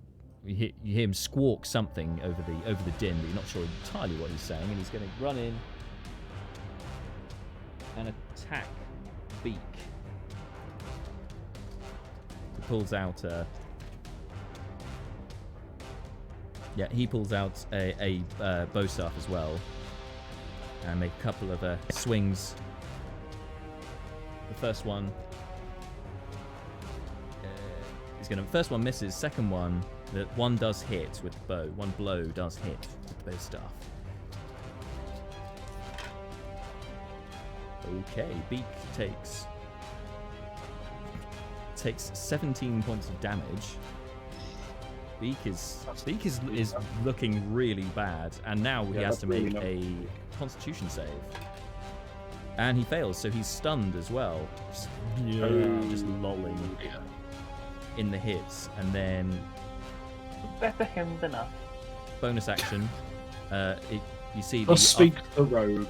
after two swings with the bow staff, the Aarakocra swings round, flutters his wings, and then goes for a kick with his talons. That's that will hit as well as a 16. That hits Beak, and that is enough to knock him on his arse. He's knocked unconscious with that strike. Crumples to the ground. That's that one. Then we've got the ones that were fighting Brucon. One of them is unconscious, and two of them are still up. One of them's gonna try flying low again to try and get closer.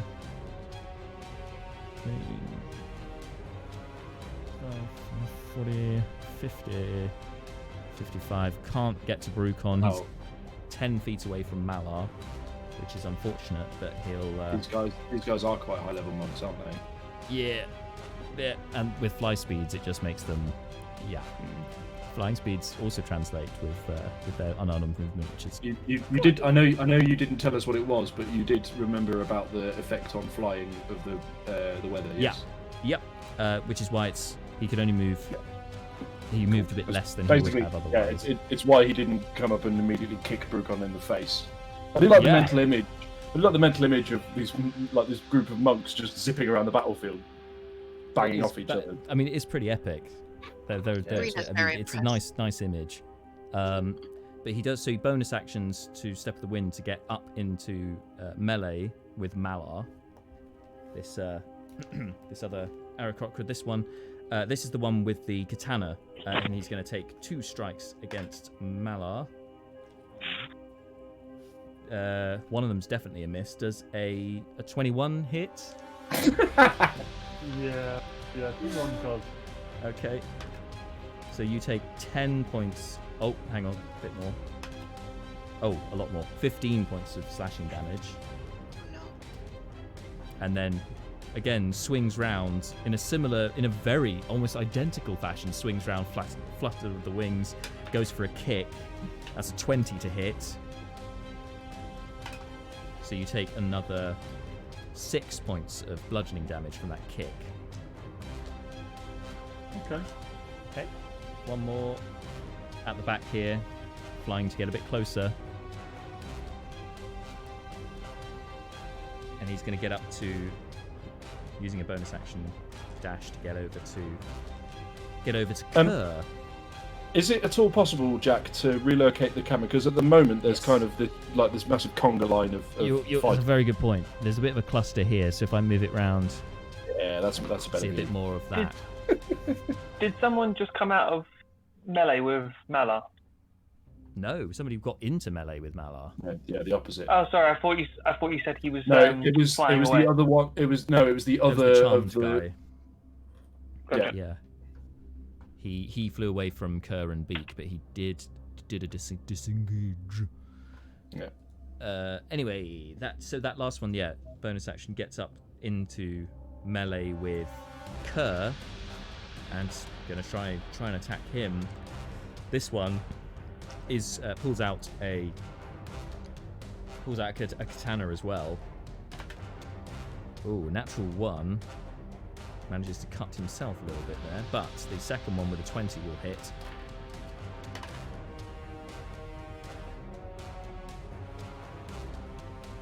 Causing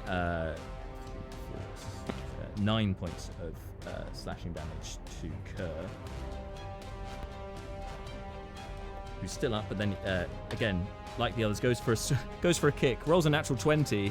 Whee! Oh no, natural 20. So that's, oh wow, that's 15 bludgeoning damage. And Beak needs to make 15. Oh shit. He's out. So again, he's knocked on his ass as well, unconscious. So Kerr and Beak are both down. And neatly, that ends the Aarakocra's go. So it's over to Brina.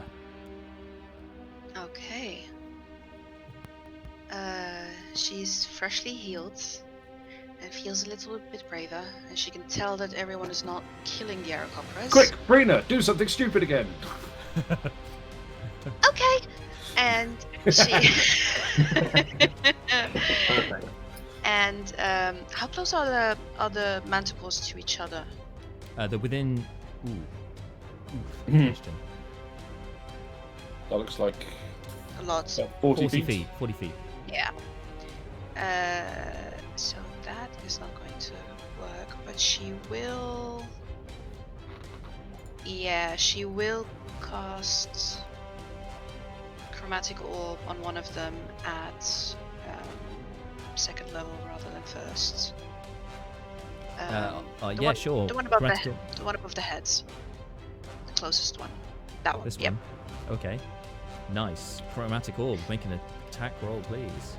Yeah. The She Pulls out pulled your diamond out and. diamond, hold it above her head, and she's going to quickly look at Brucon. I can do cool things too, and that is a natural 20. Oh! That is Oh! cool. That is so cool. The third crit of the evening. Wow. That So is nice. What level did you cast that at? At second, so that is, what is it, 4d6, 48. 48 doubled, so 8d8. Yeah. Oh god. Chromatic Orb. Do I I mean, if you have the That's diamond, a it's a great spell. lovely spell. Chromatic Orb Practicus, is great spell. the wizard in our in the Cage campaign plug, who I may play, Mhm. also has Chromatic Orb. It's yeah, love it. Choose your weapon / your damage type. It is going to be. She wants to be flashy, so it's going to be lightning. Ooh. 4, 6, 8. Okay, I got all of them. And now for some maths. Oh, these are good. These are good. This I is see the equivalent 2. of a fireball, but even better on one target. 14, 20, 32. Have we damaged a Manticore yet? You're about to. Oh no, this one actually had sustained a hit, to be fair, and then had stabbed itself with a spiked tail. Or a tail spike. Oh yeah. 38 plus 5, 43. 43. 43. 43. had some Describe good rolls to here. us how you barbecue this manticore. You've literally one-shotted it. Whoa. Just flash right in the air. That's incredible. I am just, with my arms, both my arms, like thrust above me with the diamond. I'm just looking at Brooke and I'm like, look, this is what I do. And just cause she is not trying to be Unlimited epic power! pretty much. Full on Palpatines it in one. And a I think I big, liked your first version. Sorry, go ahead. yeah, and a big flash of lightning straight into it, and it kind of burns a hole through the chest and like strikes right next to us because he was right above us. Yeah, In the ground. it goes Yeah, face plants into the ground. crashes into the ground. Fortunately, doesn't hit anyone.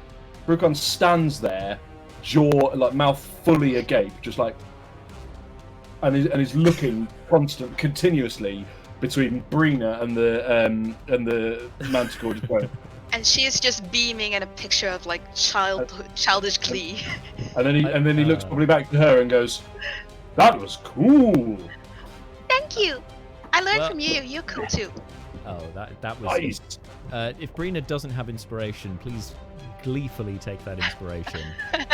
I just love the tiny little voice going, I can do cool things too. Literally barbecues a manticore.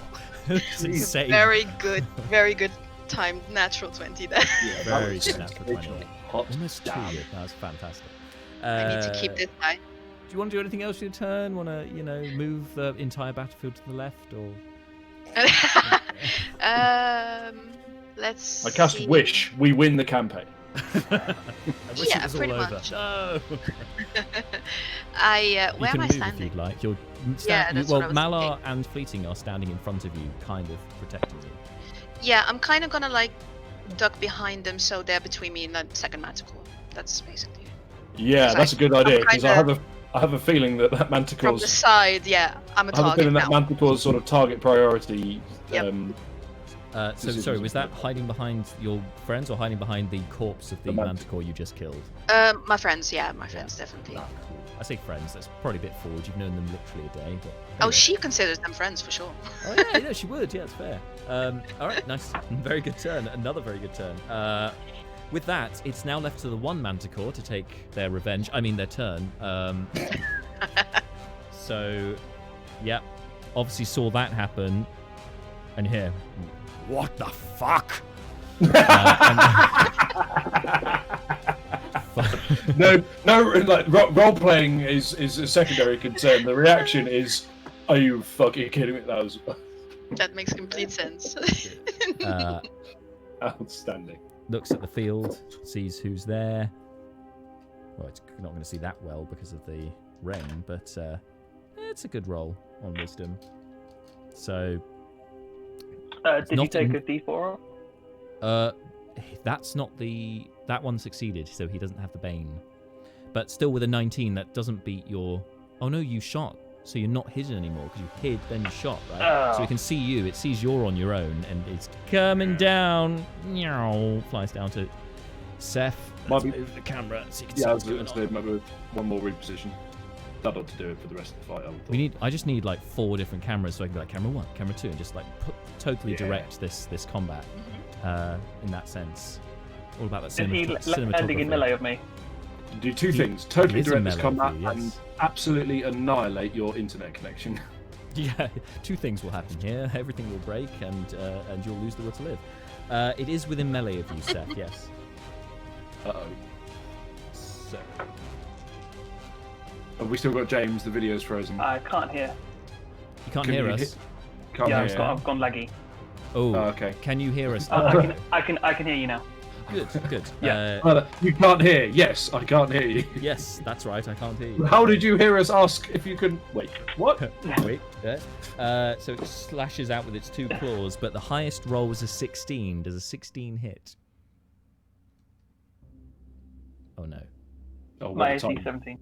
AC No! 17. Perfect. Okay. So yeah, slashes twice at you, misses, and then finally rears up its head and goes to bite you. Oh, I missed the box, but I missed the box, but it landed okay. 23 to hit. That'll hit with a bite. That hits. And if that's probably his last attack, so I'm going to uncanny dodge. Yeah, it is his last attack. You're right. So that was 9 points of piercing damage. So if you uncanny dodge, 4 points of damage to you, which really isn't a lot. Really not a lot. That's very anticlimactic by the last Manticore there. Cool. All right. Would be Kerr and Beak, but they're out for the count. So back. Now, Well, don't they have death blows? No, they were knocked unconscious. They haven't been killed. Oh, right. Oh, okay. They're stable. Not that you know that. Probably shouldn't have said that, should I? He's in combat with me, yeah? He is. It's your turn. The rain is continuing. I feel like the difference between someone who is dying and just sleeping is fairly visible. So I don't think you've given away anything. I mean, I guess because it's the light obscuration. Sorry, the light obscurement and the also the fact that they went down after being hit it makes it harder to tell. That's true. Yeah. That's fair. From here. Over to you. So I'm going to drop the crossbow. So I'm not just going to hold it. I'm just going to completely drop it, and I'm going to draw my rapier out. Yep. There's its fangs at you. Rose going to stab.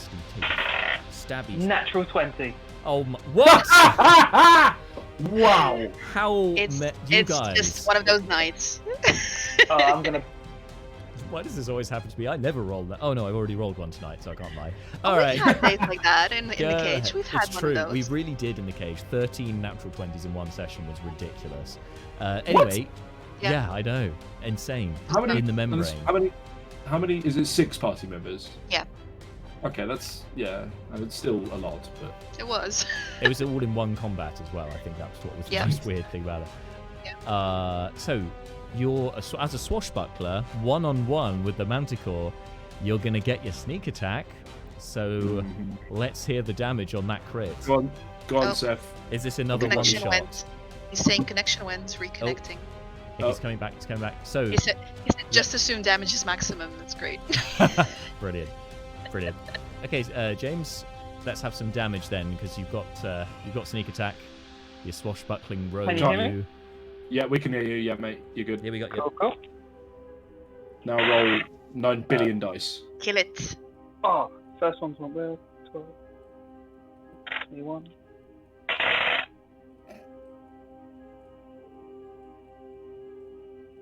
4. 38. 43 damage. Isn't that the exact same? Isn't that what Brina did? Didn't you do 43 damage? Was what 43 Brina? is what I did. Yeah. However, Brina's one had already taken damage, so this one is That's still true. up. Yeah. But 43 points of damage still. That's wow. What a stab! You stab it right into it as it opens its mouth to roar. You kind of stab into its tongue, giving it a nice tongue piercing, which it didn't have before. You hit me for 4. I'll hit you for 40. That seems reasonable. It's cool. It's Allow cool, me to man. introduce you to the concept of interest. Would you like to play capitalism? Anyway, moving on. So you do that, Seth. Oh, Are you doing anything with the bonus action? Nothing with the bonus action. I'm just gonna really casually walk around and walk away. You're going to walk away? Okay. That's interesting. Then I'm gonna walk. It's going to take a reactionary attack of opportunity. Oh, no, it can't, because swashbucklers. You are... I forgot about that. I just start walking towards the group. Oh, towards the group, sure. Yeah, towards the Bye. group. Yeah. Yeah. I mean, obviously you're moving 30 feet, Yeah. so it'd be more like running rather than casually walking away. But even still, Yeah. I casually walk at the start. I just look him in the eye as I walk past, just sort of holding the rapier, just go, yeah, not worth it. You can tell and it's a just keep high and just charisma. walking towards the group. It's just the swagger, the absolute swagger. That, Yeah. Oh, I mean, we thought I would Brucon was like being to- I would like obnoxious. to- It's a new level of obnoxious. Yeah, Brucon was being obnoxious for someone who is not a rogue. Yeah. It's very true. Yes, I want to swagger away.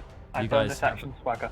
You two definitely have your evasion down, so it's good to make use of that. All right, over to Speaking of Brucon. Brucon. Yeah. Yeah.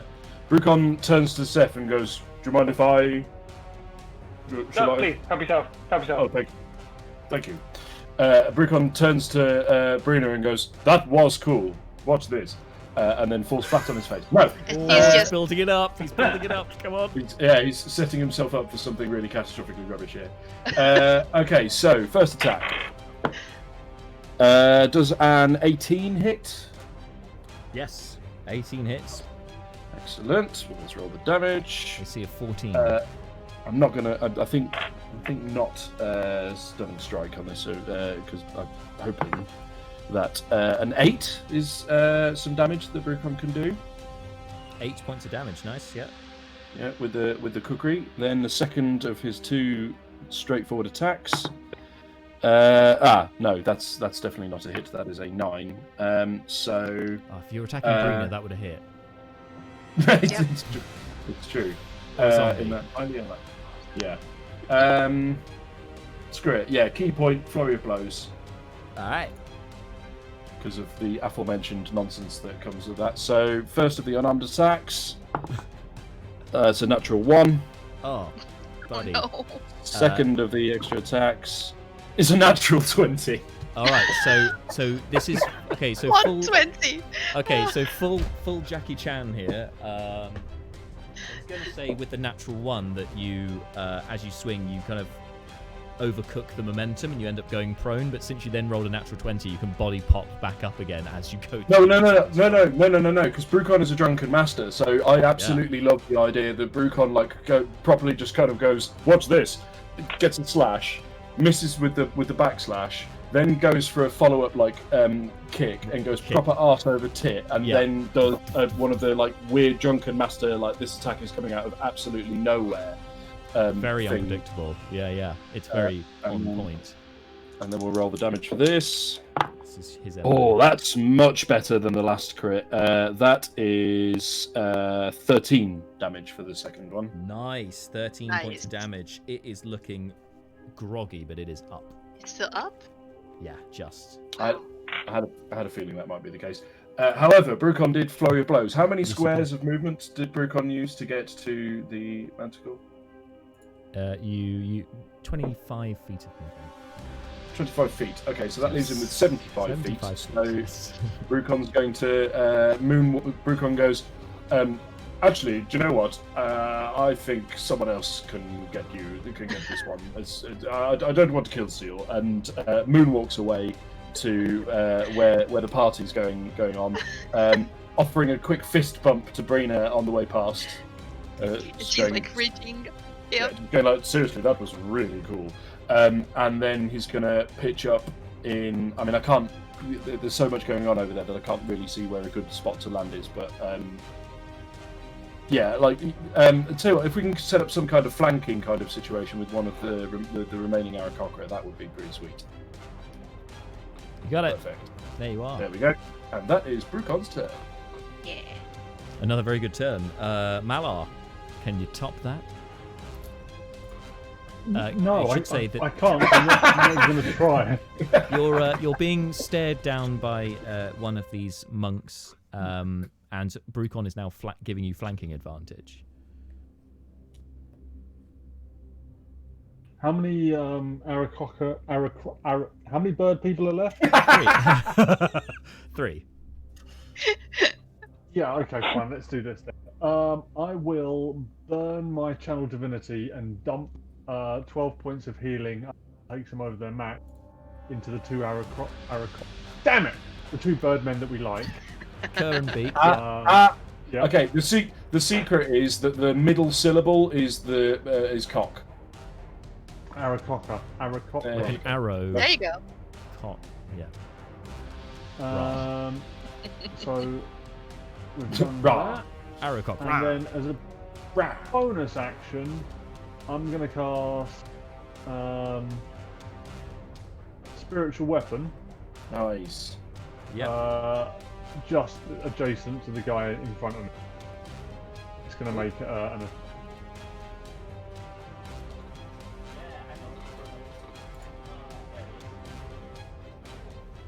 This one. To the one. To which one? Sorry. To the one that's adjacent to you. The one that is between myself and Brutal. Yeah. The one being flanked. He's now being surrounded gradually. Don't kill him, Mala.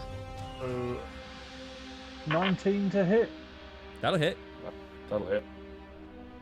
Good job. Spiritual Has this weapon. one taken any damage yet? No. Actually? Miraculously, no. So I don't think we need to worry about it getting killed right now. That's 9 points of force damage. Nice. 9. Nice. And sort of, yeah, that's good. That's. Kind of get I'm his gonna feathers maintain puff position. into the sky, but it's still up and raring to fight. That's your turn. Next is Leoberin. So Leoberin is not in that fray with like 3 of you plus the spiritual weapon surrounding that one Aarakocra. There are 2, however, which are not in the melee currently, but they're standing over Kerr and Beak, not far away from Leoberin. Yeah.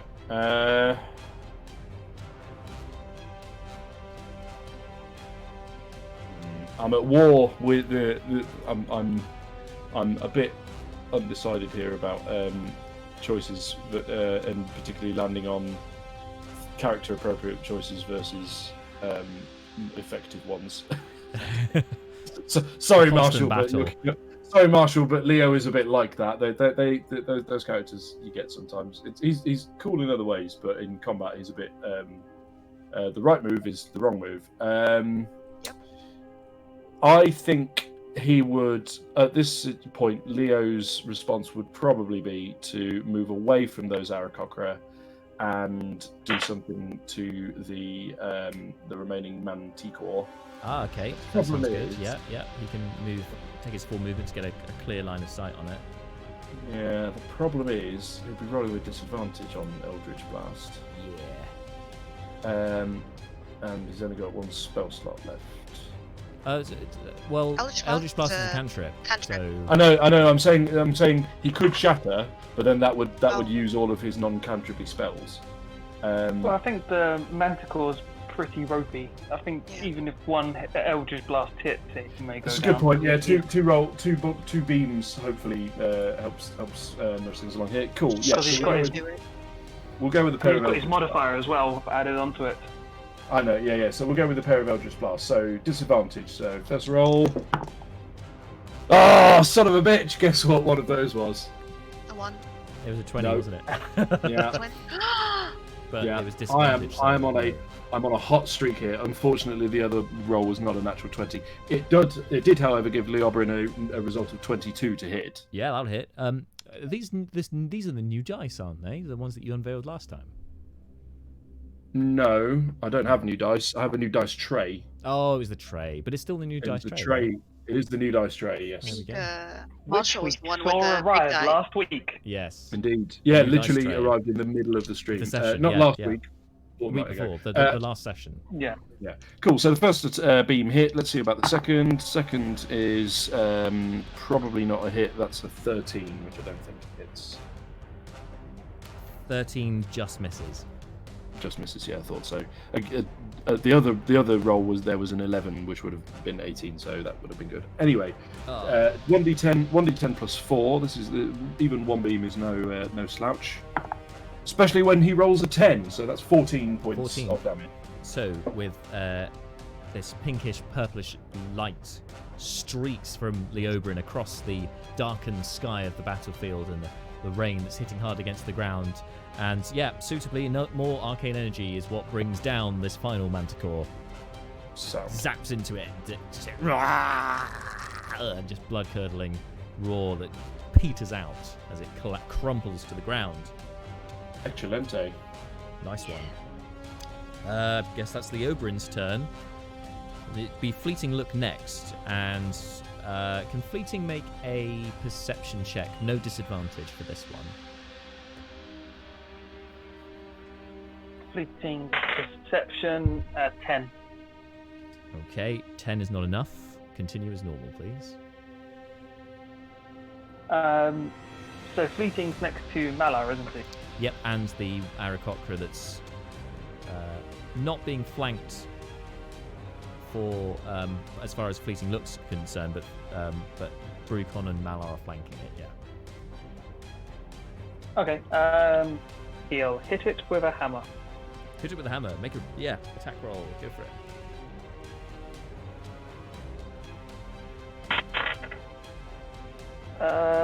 17. Yeah, 17.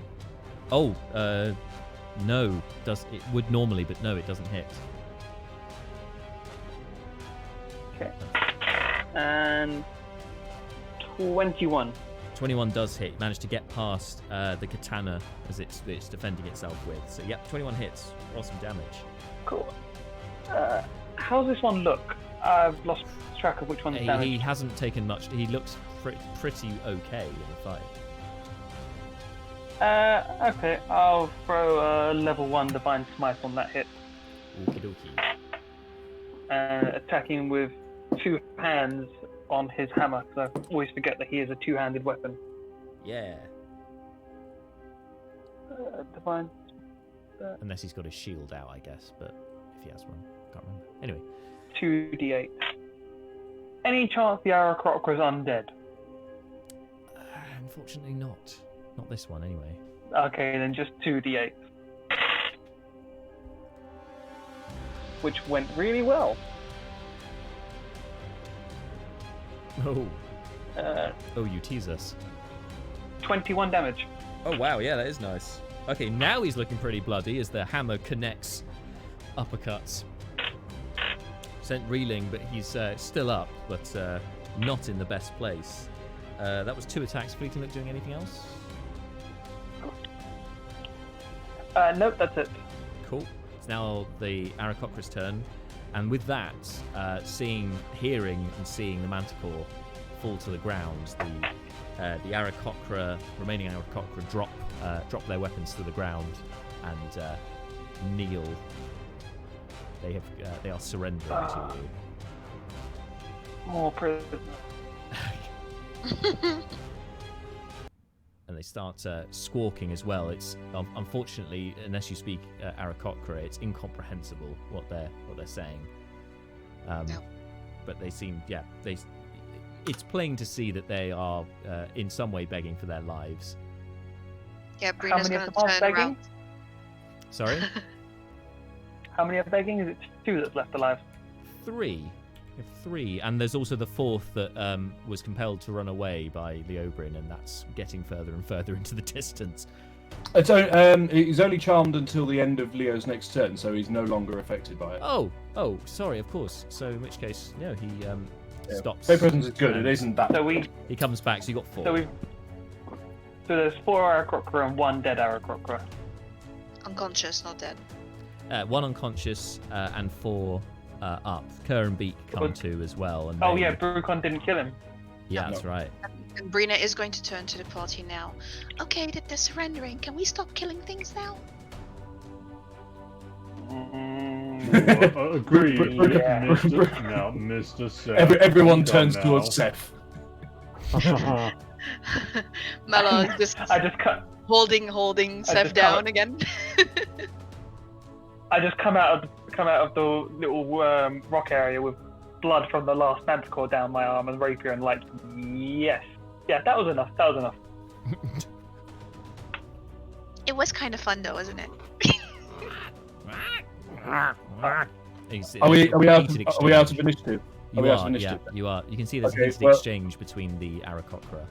Well, Leo's got a spell slot left and he's got tongues, so you might as well pop it. Sweet. Before you do that, roll a d20, please. Oh yeah, Oh, we're still right. doing it, aren't we? 17. Yeah, okay. Spell succeeds. Not much extra effort put into it. So yes, cast tongue on himself. Yeah, he's stacked with charisma, and yeah, he seems to be the nominated. I'm not muted, am I? No, I can hear you. So yeah, he'll cast it on himself. Makes as much sense as anyone. All right. So now he can understand what the Aarakocra is saying. It seems that I'll get the general gist is because obviously Leobrin's not here, so I'll gloss over it a little bit. But basically, the Kerr and Beak are asking why they're sided with the Manticores, and the others are professing their innocence, saying they're obviously forced to by the Manticores. And hang on, Karen Beak did as well. Yeah, that was what was happening when we met them.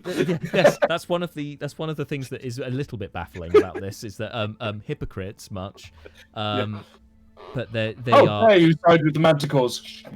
But what is what they seem quite distressed about is that these ones that you pick up that are referred to as the Skydancers, these warrior monks, have been ordered to bring Kerrenbeak back to the monastery or kill them by the Manticores on pain of death themselves. And so they've now got a bit of a quandary because they're saying, please, let us go, or we'll suffer the same fate as you.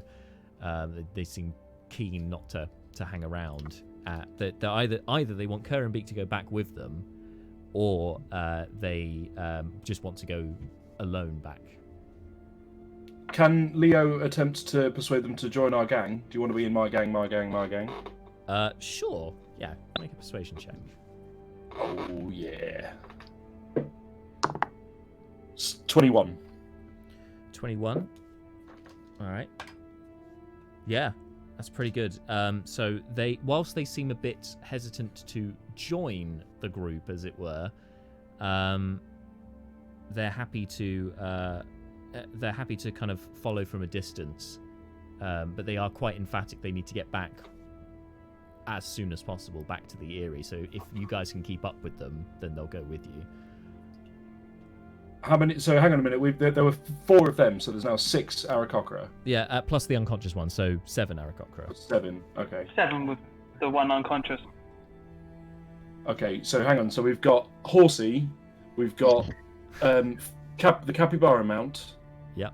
So hang on, I'm doing maths here. So we've got Brina, Brucon, Malar, Fleeting, Seth, and Leo. We've got Horsey for Fleeting. We've got Capybara for Fleeting, Horsey for Seth. So that leaves 4 people. Currently water though, for Horsey. Oh yeah, that's true. But we've got 7. So one of them can carry Brina. So then that's 7. Yeah, we need a couple more. we need to carry I suspect we're going to need a few more to carry them. Yeah. I could get on the Aarakocras if they'd let me. I know that's what I know. I'd factored that in. I'm trying to. It's Malar's the big problem here because he's a chunky boy. I'm pretty sure we need a young dragon for that.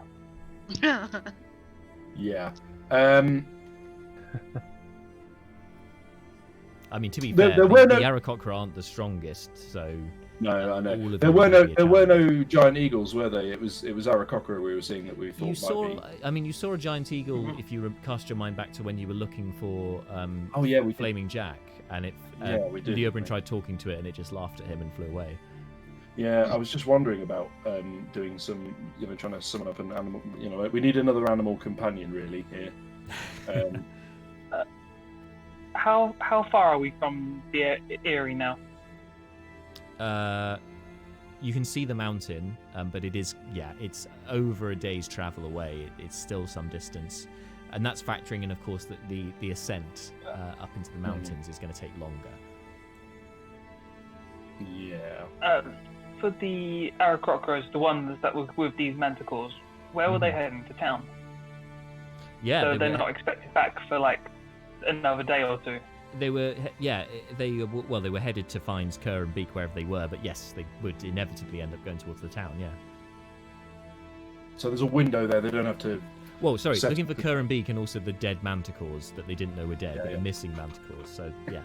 So they've got a bit of a window before stuff, before there's serious consequences of them not immediately returning. Yes, you've got some time to play with. Cool. Do they know if there will be more Manticore? I say they travel with us. And... If Leobrin asks, they would respond with some encouragement from Kerrenbeak that yes, more will come, more Manticores will come for them unless they return. It's just getting very shifty, the amount of Manticores who have appeared and then disappeared. Yeah, I was going to say, well, we've taken out 5 now. So can we kind of persuade them as like, look, we wait for some more. We haven't we haven't killed a single one of their people. They're safe with us. If we wait for one more party of Manticore and Aarakocra, we could take out the Manticores, recruit more of their bodies, and then we've got a little. Do you know what, guys? This is going Flash Gordon. This is the Hawkmen. Oh, we need Brian Blessed. Help me, Brian Blessed. You're my only hope. To me, my Hawkmen. We're doing it. It's going to happen. This is absolutely where we're going with this. What do you mean, Aarakocra approaching? Dive! Yeah. So yeah, let's see if we can persuade them to join us to hit one more party, and then we can Flight of the Valkyries our way into the area and rescue everyone. Okay, Leobrin with disadvantage going to make a persuasion check here because that is a tall order. I accept that, but at the same time, come on. I mean, it's a great idea if it works. He doesn't have inspiration. Damn. Well, we just want them to sit down, do nothing for a day. We do all the work, and then they just got to fly us in there. Yeah. But anyway, I'm happy to roll it with disadvantage because I do understand the nature of the challenge here. Right, come on, baby. This is definitely if Leo had inspiration. Crossed, everyone, because this could make a real big change. Come on. Oh, those were dreadful. The 10. Unfortunately, they are not convinced by your rising up against the Manticores. Brian, bless it. No, okay, that's fair enough. They're too powerful. They keep on insisting that they want to remain alive. Remain alive! While this is happening, can I leave and start going harvesting Manticore spikes? Sure. You can make a. They're too powerful. Chops their tails off. You can make a survival check. Roll to desecrate their corpses. She wants the blood, so she will. It'll be a bit harder than last time due to the weather. It's gonna make it a bit trickier. Jack, I was saying that Brina would go along and assist because she wants the blood, like last time. Oh, sure. Okay. Yep. No problem. Roll to desecrate the corpses. Okay. Cool. I rolled. Is it disadvantage? No, it's just a harder check. So the DC's up a bit, so no disadvantage. Okay. Do you want 17. do you want to use the assist as an advantage roll, or do you want me to roll? I think you should probably roll because I do a separate check just because I'm not sure how the synergy on you, how much you'd actually help. 17. 17. More like okay. the other way around. If Seth's actually 16. doing. All right. Okay. 17 and a 16. Okay. So, you do harvest. You harvest some more spikes from the tails. Four spikes you recover from one of the Manticores. Oh man. With Brina helping you doing the lifting. Cool. I have 32 now. So many. At some point, encumbrance will come into play. But yeah, in fairness, What's in your pack?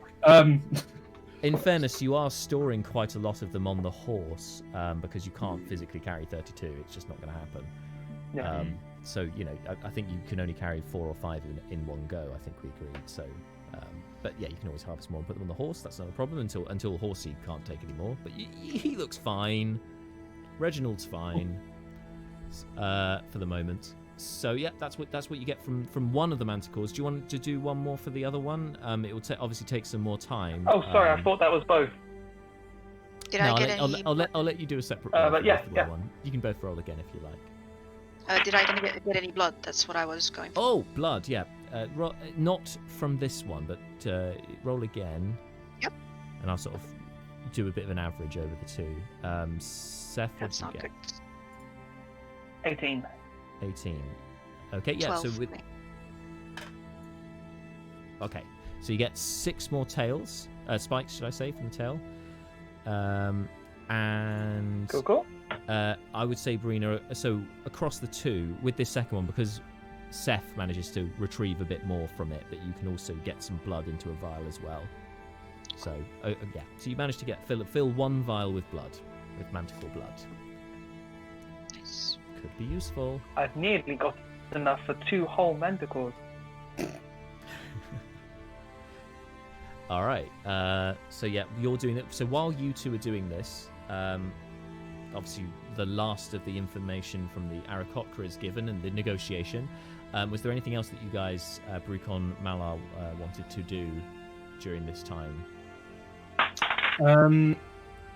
Brucon wants to check in on the Aarakocra that he knocked unconscious. Sure. And help him come back around, and maybe Malar might need to help a bit out with that particular side of things. But Brucon wants to have a little a sort of exchange with this defeated foe. Respect for because that guy gave Brucon some real trouble. He with the bow definitely staff, deserved- yes. Yeah, You can make a medicine check respect. if you like. See if you can help bring him, kind of nurse him, bring him around. Sure. I mean, this is not Brucon's area of expertise, but you never know. 17.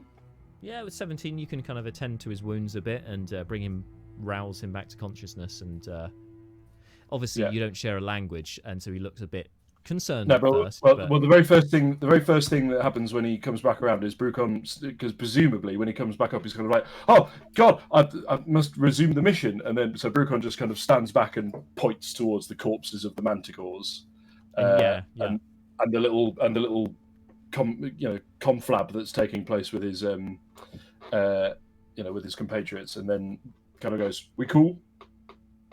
And you hear like some squawking behind you as well, as Kerr kind of stands very attentively next to you, almost like in the same way as the sign language person stands to one side of Sturgeon when they're making a speech, in the same room. Yeah, but anyway, he's squawking behind you as a translator, and it looks from you to Kerr back to you, nods solemnly. That's it seems to And then again Brucon again with the gesture and sort of goes to hold out a hand, and it hesitantly will take your hand. You notice not the strength so much, but just the sharp claws of these Aarakocra. Could be quite a deadly foe, should it choose to be. But grabs your arm and lets you help him up.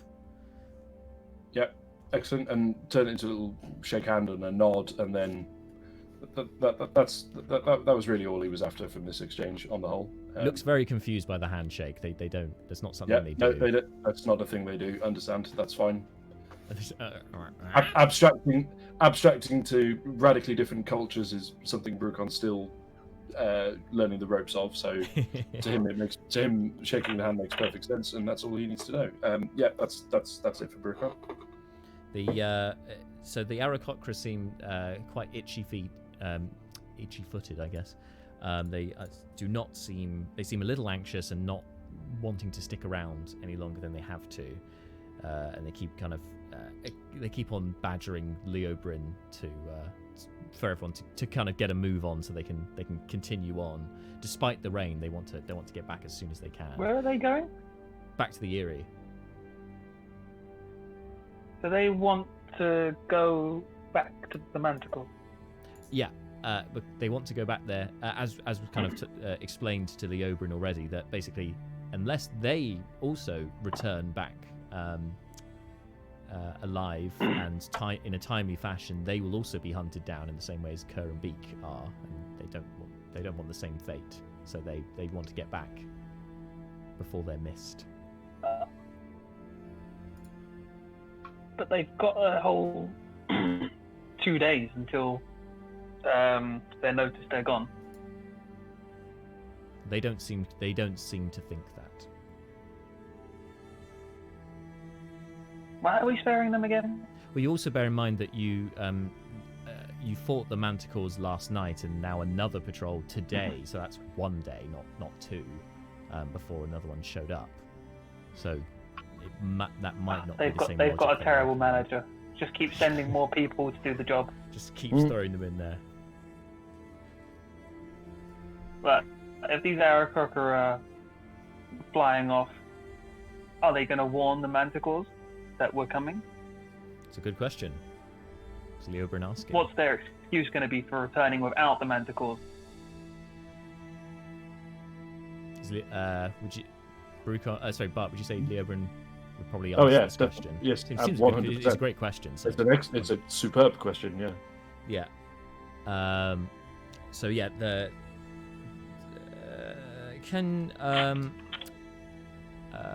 what was the persuasion check that Leobrin made before? What did he get? Well, what was his roll? It was 21. 21. Thank you. Yeah. So I think that will still apply. I think to this. So that'd be part of the conversation. It makes sense. So they. Yeah. Hang on. Did Seth say this out loud? Did you ask that question? Yep. Seth said it out loud to Leobrin. Okay, so. Zone of truth. To help get a truthful answer, she'll call Zone of Truth. Yeah. I didn't interfere so far because we don't understand anything. But if this was said in a way that we understood, then definitely. Sure. Well, I mean, their charisma isn't great, so I'll take a majority roll. Yeah, the majority of them failed, so yeah, they will say that during the conversation, whilst Zone of Truth's up, that they all fail, and so they can't lie, and they squawk to Leobrin. We would say that the Manticores were slain by an army that are coming to kill them. Yes, we'll say that more of our kind are coming too. Leo describes that out loud. In his role as they're saying not here, they're saying that they would say a small army is coming along with more of the Aarakocra. As Marshall isn't here, that was a good impression. But as Marshall isn't here, relegating Leo to a relay system is a bit less off for this one. Well, I can't speak for anyone else, but Brucon's answer is no deal. Yeah, that's. We really would prefer they didn't know anyone was coming. So we have the element of surprise, and we're going to let them go and ruin this. Yeah, Brucon unsheathes his cookery and goes, I would advise them to reconsider. Leobrin, if I were you. Can't they just say that they searched for Kerr and Beak and didn't find them? It's what happened to the Manticores that feels like it's a question that's going to come up. Sure, and they didn't find them either. It's a big world. How many Manticores? The Manticores they went. Sorry? How many sets of manacles do we have? I don't know. Yeah, How I many don't sets know of either. manacles did you take? Yeah, I've got manacles, but I don't plan on leaving many people alive, so I don't really plan on having lots of manticles. Yeah. We've got plenty of rope. We've got lots of rope. We got and several nets. But Bruno, the issue's not so much the Manticores they were sent to find as the ones that they came left with. Yeah. Perhaps, and Leobrin kind of speaks up at this point. Perhaps there is somewhere else that we could send these Aarakocra just so that they are out of the way, not in harm's way, but equally that they're not going to warn or raise any questions with the Manticores. What about the place? Well, sorry, go Malar. Yes. Well, Mr. Leobrin, I was maybe just gonna voice an opposing thought there. This is a perfect opportunity to maybe get some help on the inside once we finally get to the area. Why not let the Aarakocra go back and quite simply tell them to say that the Manticores are off terrorizing some village or a caravan and they're eating, so they'll be back shortly, and then when we do arrive, they can spread the word to all of their kin and foment an uprising. It will decrease the number of people that want to stab us when we get there. That's logic I like. Hmm. I Still like involves that. putting So let's faith in the kill 'em. manticores. Did she just say let's kill the bird people? No, I'm saying it's less killing. I like that. Never mind. I thought I was like, oh, we're on the same wavelength. Fleeting look No. also. No, it's complete opposite. Fleeting look also sort of nudges Seth, putting an arm around him, as he would, around his neck a little bit, and leans in, and says, "Well, it'd be nice to have a cloister of Aarakocra on the inside, wouldn't it?" Oh, indeed. Still involves trusting them. I don't like that part. Well, they can't lie right now. If they tell us that's what they'll do, it's the truth. Fine. If they say they won't tell them that they were killed no matter what, then we let them go. As in, they tell them the Manticores were killed, no matter what. What? That No. they agree to our plan. They don't tell them that the Manticore's dead. They don't tell them an army's right. coming, and they don't tell them the truth. Okay, all right. So If for they don't agree to that, we either capture them or kill them. So with this, so can Leobrin make a persuasion check then, with this this information, with this plan in mind? Bart, please. Yep. So, say again. Can you make can Leobrin make Persuasion. a persuasion check to see if they'll buy into this plan? He can attempt one, but he rolled a 12. 12? I think given the thought process, they seem a bit a little dubious at first, but they hesitantly agree. Okay, we shall tell them that you are coming, but we do not want to lose our lives if more are if they are not convinced by our lie. If Well, just They just tell the next party that come out looking for us that they should feign complicity, being compliance. That's the word. No, you were right. And, with that, actually. not to actually attack us, but to let us do the work and offer no resistance for their master.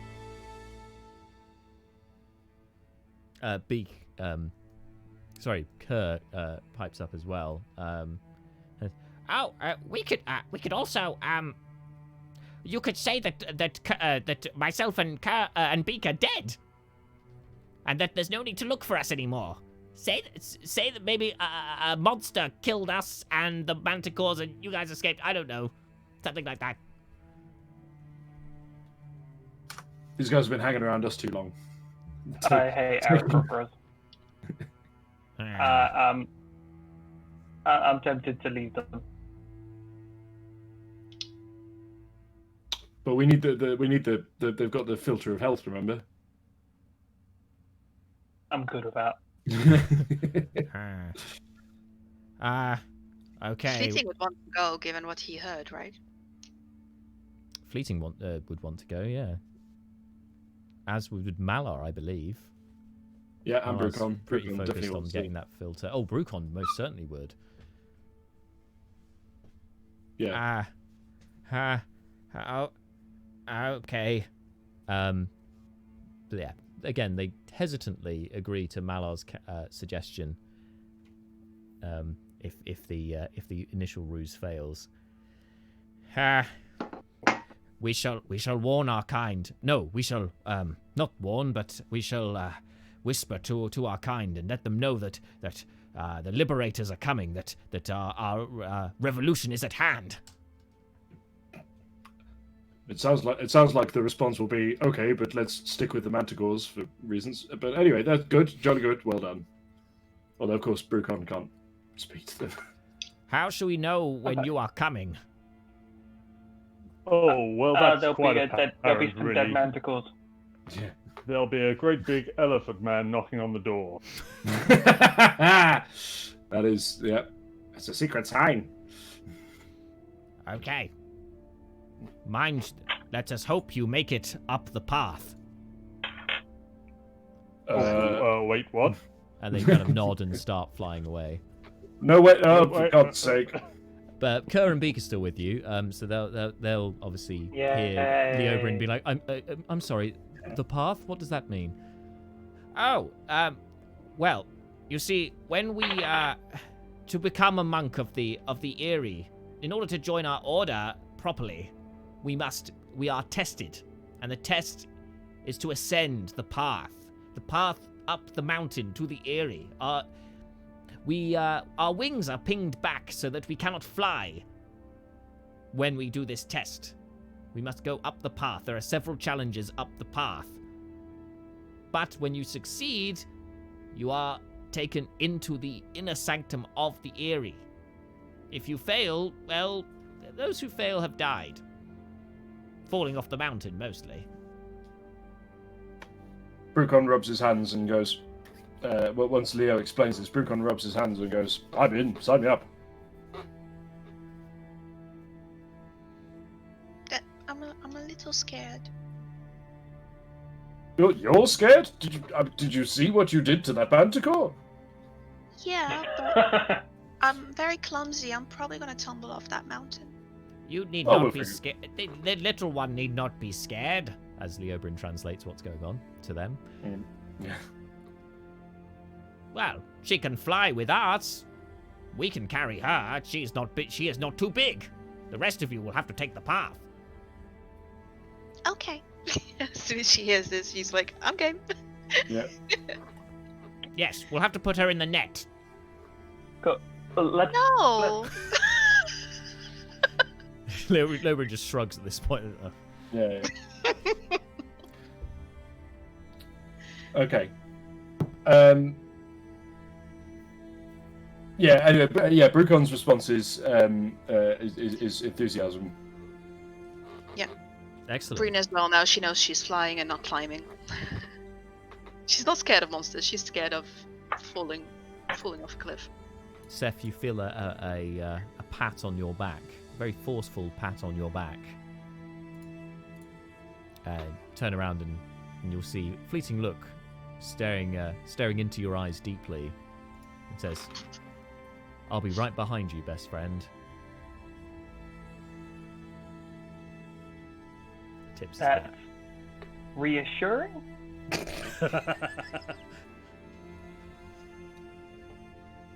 Brucon goes, "Oh, come on, Seth. You and I, we've climbed up all sorts of nonsense since we first met. You've got nothing to worry about.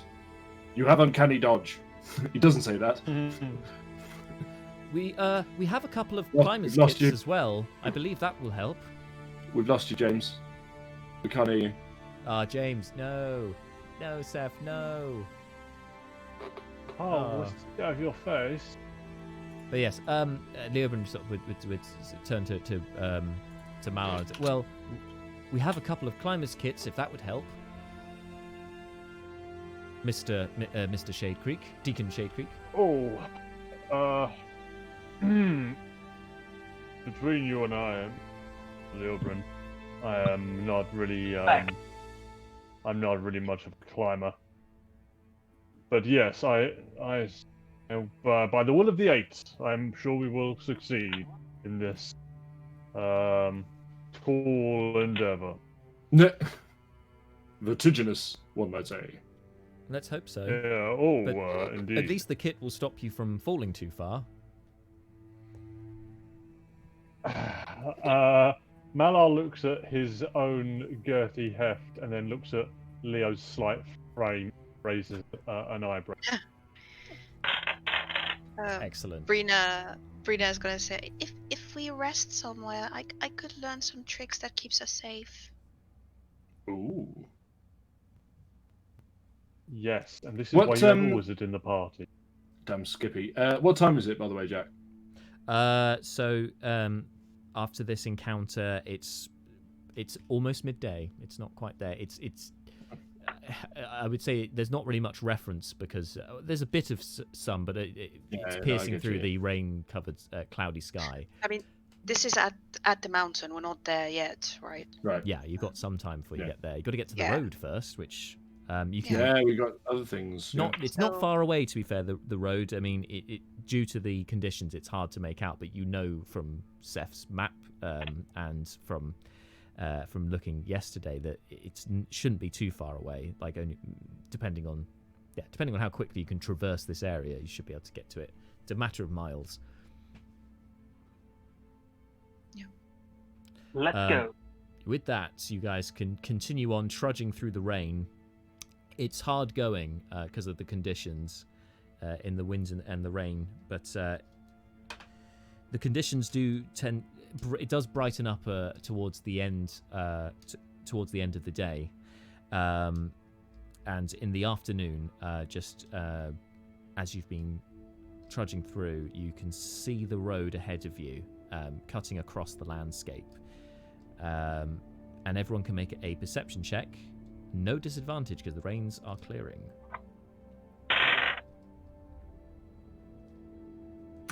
Brucon rolled a natural 20 for 23, and Leo rolled. I know I'm on a hot streak. It's great. No, fantastic. Good for you. Leo rolled 11. Okay. I got 8. Fleeting got 10. Okay. 10. 10 and Malar. Oh shit! Wait, what are we rolling for? Perception. Oh yeah, sure. Oh yeah, 19. 19. Okay, so Malar and Brucon, you can see not only the mountain in the distance, you recognise where it is amongst the range of mountains in the Aarakocra mountain range. Interesting sentence choice. But you can also just about make out what looks to be a small caravan, wooden structure with a couple of wheels, just next to the road. You'll get there. You'll get there in a matter of a few minutes, and that is where we shall leave things for today. Perfection. Yeah. Perfecto. So yeah, that was a big old encounter. Got a bit grindy, but well done, team. You've surpassed expectations on combat stuff. But that was a big one. I think in terms of resources, you guys are looking a little bit ragged at this point. So let's hope no more comes your way before you can rest. Yeah. Yeah, indeed. At least have a long rest. Yeah. I'm alright.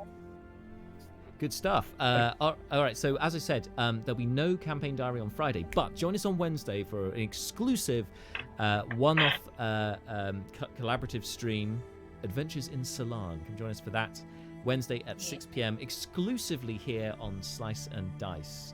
Yeah, should be good fun. Hope you all can join. And thank you guys, of course, for joining the adventure this week, and hopefully see you all next week for the next one. Yay. Yay! Bye. As for you guys at home, yep.